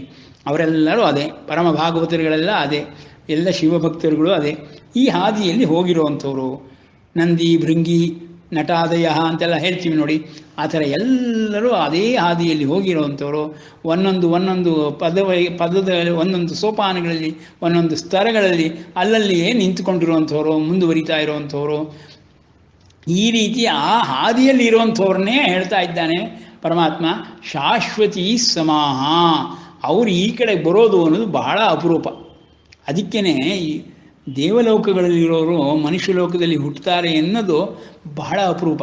ಯಾಕಪ್ಪ ಅಪರೂಪ ಅಂದರೆ, ಅವರಿಗೆ ಅಷ್ಟೊಂದು ಫ್ಯೂಯಲ್ ಇರುತ್ತೆ. ಪುಣ್ಯ ಅನ್ನೋ ಫ್ಯೂಯಲ್ಲು, ಧರ್ಮ ಅನ್ನೋ ಫ್ಯೂಯಲ್ಲು, ಸಂಸ್ಕಾರ ಅನ್ನೋ ಫ್ಯೂಯಲ್ಲು ಅಷ್ಟೊಂದು ಇರಬೇಕಾದ್ರೆ ಅವ್ರು ಯಾಕೆ ಹಿಂತಿರುಗಿ ಬರ್ತಾರೆ ಈ ಕಡೆಗೆ, ಮರ್ತ್ಯಲೋಕಕ್ಕೆ ಬರೋಲ್ಲ? ಯಾರಾದರೂ ಶಾಪ ಕೊಡಬೇಕು, ಇಲ್ಲ ಕ್ಷೀಣೆ ಪುಣ್ಯ ಆಗಬೇಕು. ಕ್ಷೀಣೆ ಪುಣ್ಯ ಪದಂತಿ ಮರ್ತ್ಯಲೋಕೆ, ಅದು ಕರೆಕ್ಟು. ಎಲ್ಲ ಹೋದರೆ ಯಾತಿಗೆ ಬೀಳ್ತಾರೆ ಅವರು? ಅವ್ರಿಗೇನು ಇಷ್ಟನಾ? ನಮಗೆ ಯಾರಿಗೆ ಕಷ್ಟ ಇಷ್ಟ? ಕಷ್ಟ ಯಾರಿಗೂ ಬೇಡ. ಸುಖ ಬೇಕು, ಆತ್ಯಂತಿಕ ಸುಖ ಬೇಕು, ಅದು ಶಾಶ್ವತವಾದ ಸುಖ ಬೇಕು. ಅದು ಪ್ರತಿ ಜೀವಿಯ ಒಂದು ಜೀವನದ ಲಕ್ಷಣ. ಅದು ಅದೇ ಹಾದಿ ಅಂತಲೂ ಹೇಳ್ಬೋದು, ಅದೇ ಮಾರ್ಗ. ಎಲ್ಲರೂ ಸುಖವನ್ನು ಅರಸಿಯೇ ಹೋಗ್ತಾ ಇದ್ದಾರೆ. ಯಾರು ಸುಖ ಬೇಡ ಅಂತ ಹೇಳ್ತಾರೆ? ದುಡ್ಡು ಬೇಡ ಅಂತ ಹೇಳ್ಬೋದು, ಸುಖವನ್ನು ಬೇಡ ಅಂತ ಯಾರೂ ಹೇಳೋದಿಲ್ಲ. ಸುಖವಾಗಿರೋದಕ್ಕೆ ಸದಾಕಾಲ ಸರ್ವರು ಸರ್ವಥಾ ಸರ್ವ ರೀತಿಯಿಂದ ಪ್ರಯತ್ನ ಮಾಡ್ತಾ ಇರ್ತಾರಪ್ಪ. ಹಾಗಾಗಿ ಯೋಗಭ್ರಷ್ಟನಾಗಿದ್ದವನು ಪುಣ್ಯಶಾಲಿಗಳ ಲೋಕಗಳನ್ನು ಹೊಂದಿ ಅಲ್ಲಿ ಅನೇಕ ವರ್ಷಗಳವರೆಗೆ ವಾಸವಾಗಿದ್ದು, ಶಾಶ್ವತೀ ಸಮಾಹ, ಅನೇಕ ವರ್ಷಗಳ ತನಕ ಅಲ್ಲೇ ಇದ್ದು, ಲೋಕಾನುಷಿತ್ವ ಅಲ್ಲಿಯೇ ಇದ್ದು, ನಂತರದಲ್ಲಿ ಹುಟ್ಟಿದರೂ ಎಂಥವ್ರ ಮನೇಲಿ ಹುಟ್ಟುತ್ತಾನಪ್ಪ, ಅವನ ಯೋಗಾಭ್ಯಾಸದ ಒಂದು ಹಾದಿ ಮುಂದುವರಿಯುವಂತೆ ಹುಟ್ಟುತ್ತಾನೆ ಹೊರತು ಮತ್ತೆ ಸೊನ್ನೆಗೆ ಬರೋಲ್ಲಪ್ಪ ಅಂತ ಪರಮಾತ್ಮ ಅಭಯವನ್ನು ಕೊಡ್ತಾ ಇದ್ದಾನೆ. ಅಂದರೆ ಸೊನ್ನೆಗೆ ಬರೋದಿಲ್ಲ ಅಂದರೆ ಅವನು ಹಿಂತಿರುಗಿ ಮೊದಲಿನ ಇದಕ್ಕೆ ಬರೋದಿಲ್ಲ, ಪಾಯಿಂಟಿಗೆ ಬರೋದಿಲ್ಲ. ಯಾವುದು ಆರಂಭವಿತ್ತೋ ಆರಂಭಕ್ಕೆ ಬರೋದಿಲ್ಲ ಅವನು. ಮತ್ತೆ ಬಿದ್ದರೂ, ಹಾವು ಏಣಿ ಆಟ ಹೇಳಿದನೆ ನೋಡಿ, ಹಾಗೆ ಬಿದ್ದರೂ ಅಲ್ಲೇ ಎಲ್ಲ ಯಾವುದೋ ಒಂದು ಸಂಖ್ಯೆ ಒಳಗೆ ಕುಳಿತುಕೊಳ್ಳುತ್ತೆ. ಅಲ್ಲಿಂದ ಮತ್ತೆ ಮುಂದಕ್ಕೆ ಹೋಗ್ತಾನೆ, ಇನ್ನೂ ಜಾಸ್ತಿ ಸ್ಪೀಡಾಗಿ ಹೋಗ್ತಾನೆಪ್ಪ ಅನ್ನೋ ಅರ್ಥದಲ್ಲಿ ಹೇಳುತ್ತಿದ್ದಾನೆ. ಹೀಗೆ ಇದನ್ನು ಯೋಗ ಭ್ರಷ್ಟನನ್ನು ಅರ್ಥ ಮಾಡಿಕೊಳ್ಬೇಕು. ಬೇರೆ ಭ್ರಷ್ಟ ಅಂದರೆ ಸಾಮಾನ್ಯವಾಗಿ ನಾವು ಆಡು ಭಾಷೆಯಲ್ಲಿ ಈ ಲೌಕಿಕ ವಿದ್ಯೆಗಳಿಗೆ, ಲೌಕಿಕ ರೀತಿಗಳಿಗೆ, ಲೌಕಿಕ ಹಾದಿಗಳಿಗೆ ಭ್ರಷ್ಟನಾಗ್ಬಿಟ್ಟ ಅವನು ಅಂತ ಹೇಳಿದ್ರೆ ಅದರಲ್ಲಿ ಯಾವ ತೊಂದರೆಗಳು ಇಲ್ಲ. ಅದು ಆಧ್ಯಾತ್ಮಕ್ಕೆ ಅವನ ಪ್ರವೇಶವೇ ಆಗಿಲ್ಲ. ಅದರಿಂದ ಭ್ರಷ್ಟ ಪದವನ್ನು ಅಲ್ಲಿ ಪ್ರಯೋಗ ಮಾಡಿಕೊಂಡಿದ್ದಾರೆ. ಅಂದರೆ ದಾರಿ ತಪ್ಪಿದ ಅನ್ನೋ ಸಾಮಾನ್ಯ ಅರ್ಥ ಹೊರತು ಅದಕ್ಕೆ ವಿಶೇಷ ಅರ್ಥಗಳು ಏನಿಲ್ಲ. ಇಲ್ಲಿ ಆಧ್ಯಾತ್ಮದ ಹಾದಿಯಲ್ಲಿ ಬಂದುಬಿಟ್ರೆ, ಮೊದಲನೇ ಹೆಜ್ಜೆ ಇಟ್ಟರೂ ಸಾಕು, ಅವನು ಭ್ರಷ್ಟನಾಗೋಲ್ಲ. ಭ್ರಷ್ಟನಾದರೂ ಅವನಿಗೆ ಯಾವುದೇ ರೀತಿ ನಾಶವಿಲ್ಲ, ಈ ಲೋಕದಲ್ಲಿಯೂ ಇಲ್ಲ, ಮೇಲಿನ ಲೋಕಗಳಂತೂ ಇಲ್ಲವೇ ಇಲ್ಲ. ಹಾಗಾಗಿ ಅವನು ಅಲ್ಲಿಯೇ ಸುಮಾರು ವರ್ಷಗಳಿದ್ದು ಸದಾಚಾರಶೀಲನಾಗಿದ್ದು ಶ್ರೀಮತರ ಮನೆಯಲ್ಲಿ ಹುಟ್ಟುತ್ತಾನಪ್ಪ. ಇಲ್ಲಿ ಶ್ರೀಮತಾಂ ಅಂಥವ್ರ ಮನೆಯಲ್ಲಿ ಹುಟ್ಟುತ್ತಾನಪ್ಪ. ಮತ್ತು ಯೋಗಾಭ್ಯಾಸವನ್ನು ಮುಂದುವರಿಸ್ತಾನಪ್ಪ. ಮುಂದಕ್ಕೂ ಹೇಳ್ತಾನೆ ಮುಂದಿನ ಶ್ಲೋಕಗಳಲ್ಲಿ. ಏನಂದರೆ ಅವನಿಗೆ ಸಂಸ್ಕಾರವೂ ಹಾಗೆ ಇರುತ್ತೆ. ಅವನು ಶ್ರೀಮತಾರ ಮನೇಲಿ ಹುಟ್ಟಲಿಲ್ಲ, ಅಕಸ್ಮಾತ್ ಬೇರೆಯವ್ರ ಮನೇಲಿ ಹುಟ್ಟಲ್ಲ ಅಂದರೂ ಅವನ ಆ ಒಂದು ಡ್ರೈವಿಂಗ್ ಫೋರ್ಸ್, ವಾಸನೆ, ಸಂಸ್ಕಾರ ಹೇಗಿರುತ್ತಪ್ಪ ಅಂದರೆ, ಎಂಥವ್ರ ಮನೆಯಲ್ಲಿ ಹುಟ್ಟಿದ್ರೂ ಅವನು ಆಧ್ಯಾತ್ಮಕ್ಕೆ ಹೋಗ್ತಾನೆ ಅಂತ. ಶೂರದಾಸರು, ನಮ್ಮ ಪುರಂದರದಾಸರು, ರಾಯರು, ಇವರುಗಳೆಲ್ಲ ಹೋದರು ನೋಡಿ. ಸಾಮಾನ್ಯರ ಮನೆಗಳಲ್ಲೇ ಹುಟ್ಟಿ ಸಾಮಾನ್ಯರಂತೆ ಇದ್ದು ಒಂದು ಪಾಯಿಂಟಲ್ಲಿ ಟ್ರಿಗರ್ ಆಗಿಬಿಡುತ್ತೆ. ಅವರ ಪೂರ್ವ ಸಂಸ್ಕಾರದ ಪ್ರಕಾರ ಆ ಒಂದು ಹಾದಿಯನ್ನು ಹಿಡಿದು ಬಿಡ್ತಾರೆ. ಅವರಿಗೆ ಅನುಕೂಲಗಳು ಆಗ್ಬಿಡುತ್ತೆ. ಬಹಳ ಬೇಗ ಸಿದ್ಧಿಗಳು ಉಂಟಾಗ್ಬಿಡುತ್ತೆ. ಬಹಳ ವೇಗವಾಗಿ ಆ ಹಾದಿಯಲ್ಲಿ ಹೋಗಿ ಪರಮಪದವನ್ನೇ ಸೇರಿಕೊಳ್ಳುವಂಥ ಚಾನ್ಸಸ್ಸು ಬಹಳವಾಗಿರುತ್ತಪ್ಪ ಅನ್ನೋ ಅರ್ಥದಲ್ಲಿ ಹೇಳ್ತಾ ಇದ್ದಾನೆ. ಇವತ್ತಿಲ್ಲಿಗೆ ನಿಲ್ಲಿಸಿರೋಣ. ಅನುಮಾನಗಳಿದ್ದರೆ ಇವತ್ತಿನ ವಿಷಯದಲ್ಲಿ ಕೇಳಬಹುದು. ನಾಳೆ ಮುಂದುವರಿಸೋಣ. ನಾರಾಯಣ.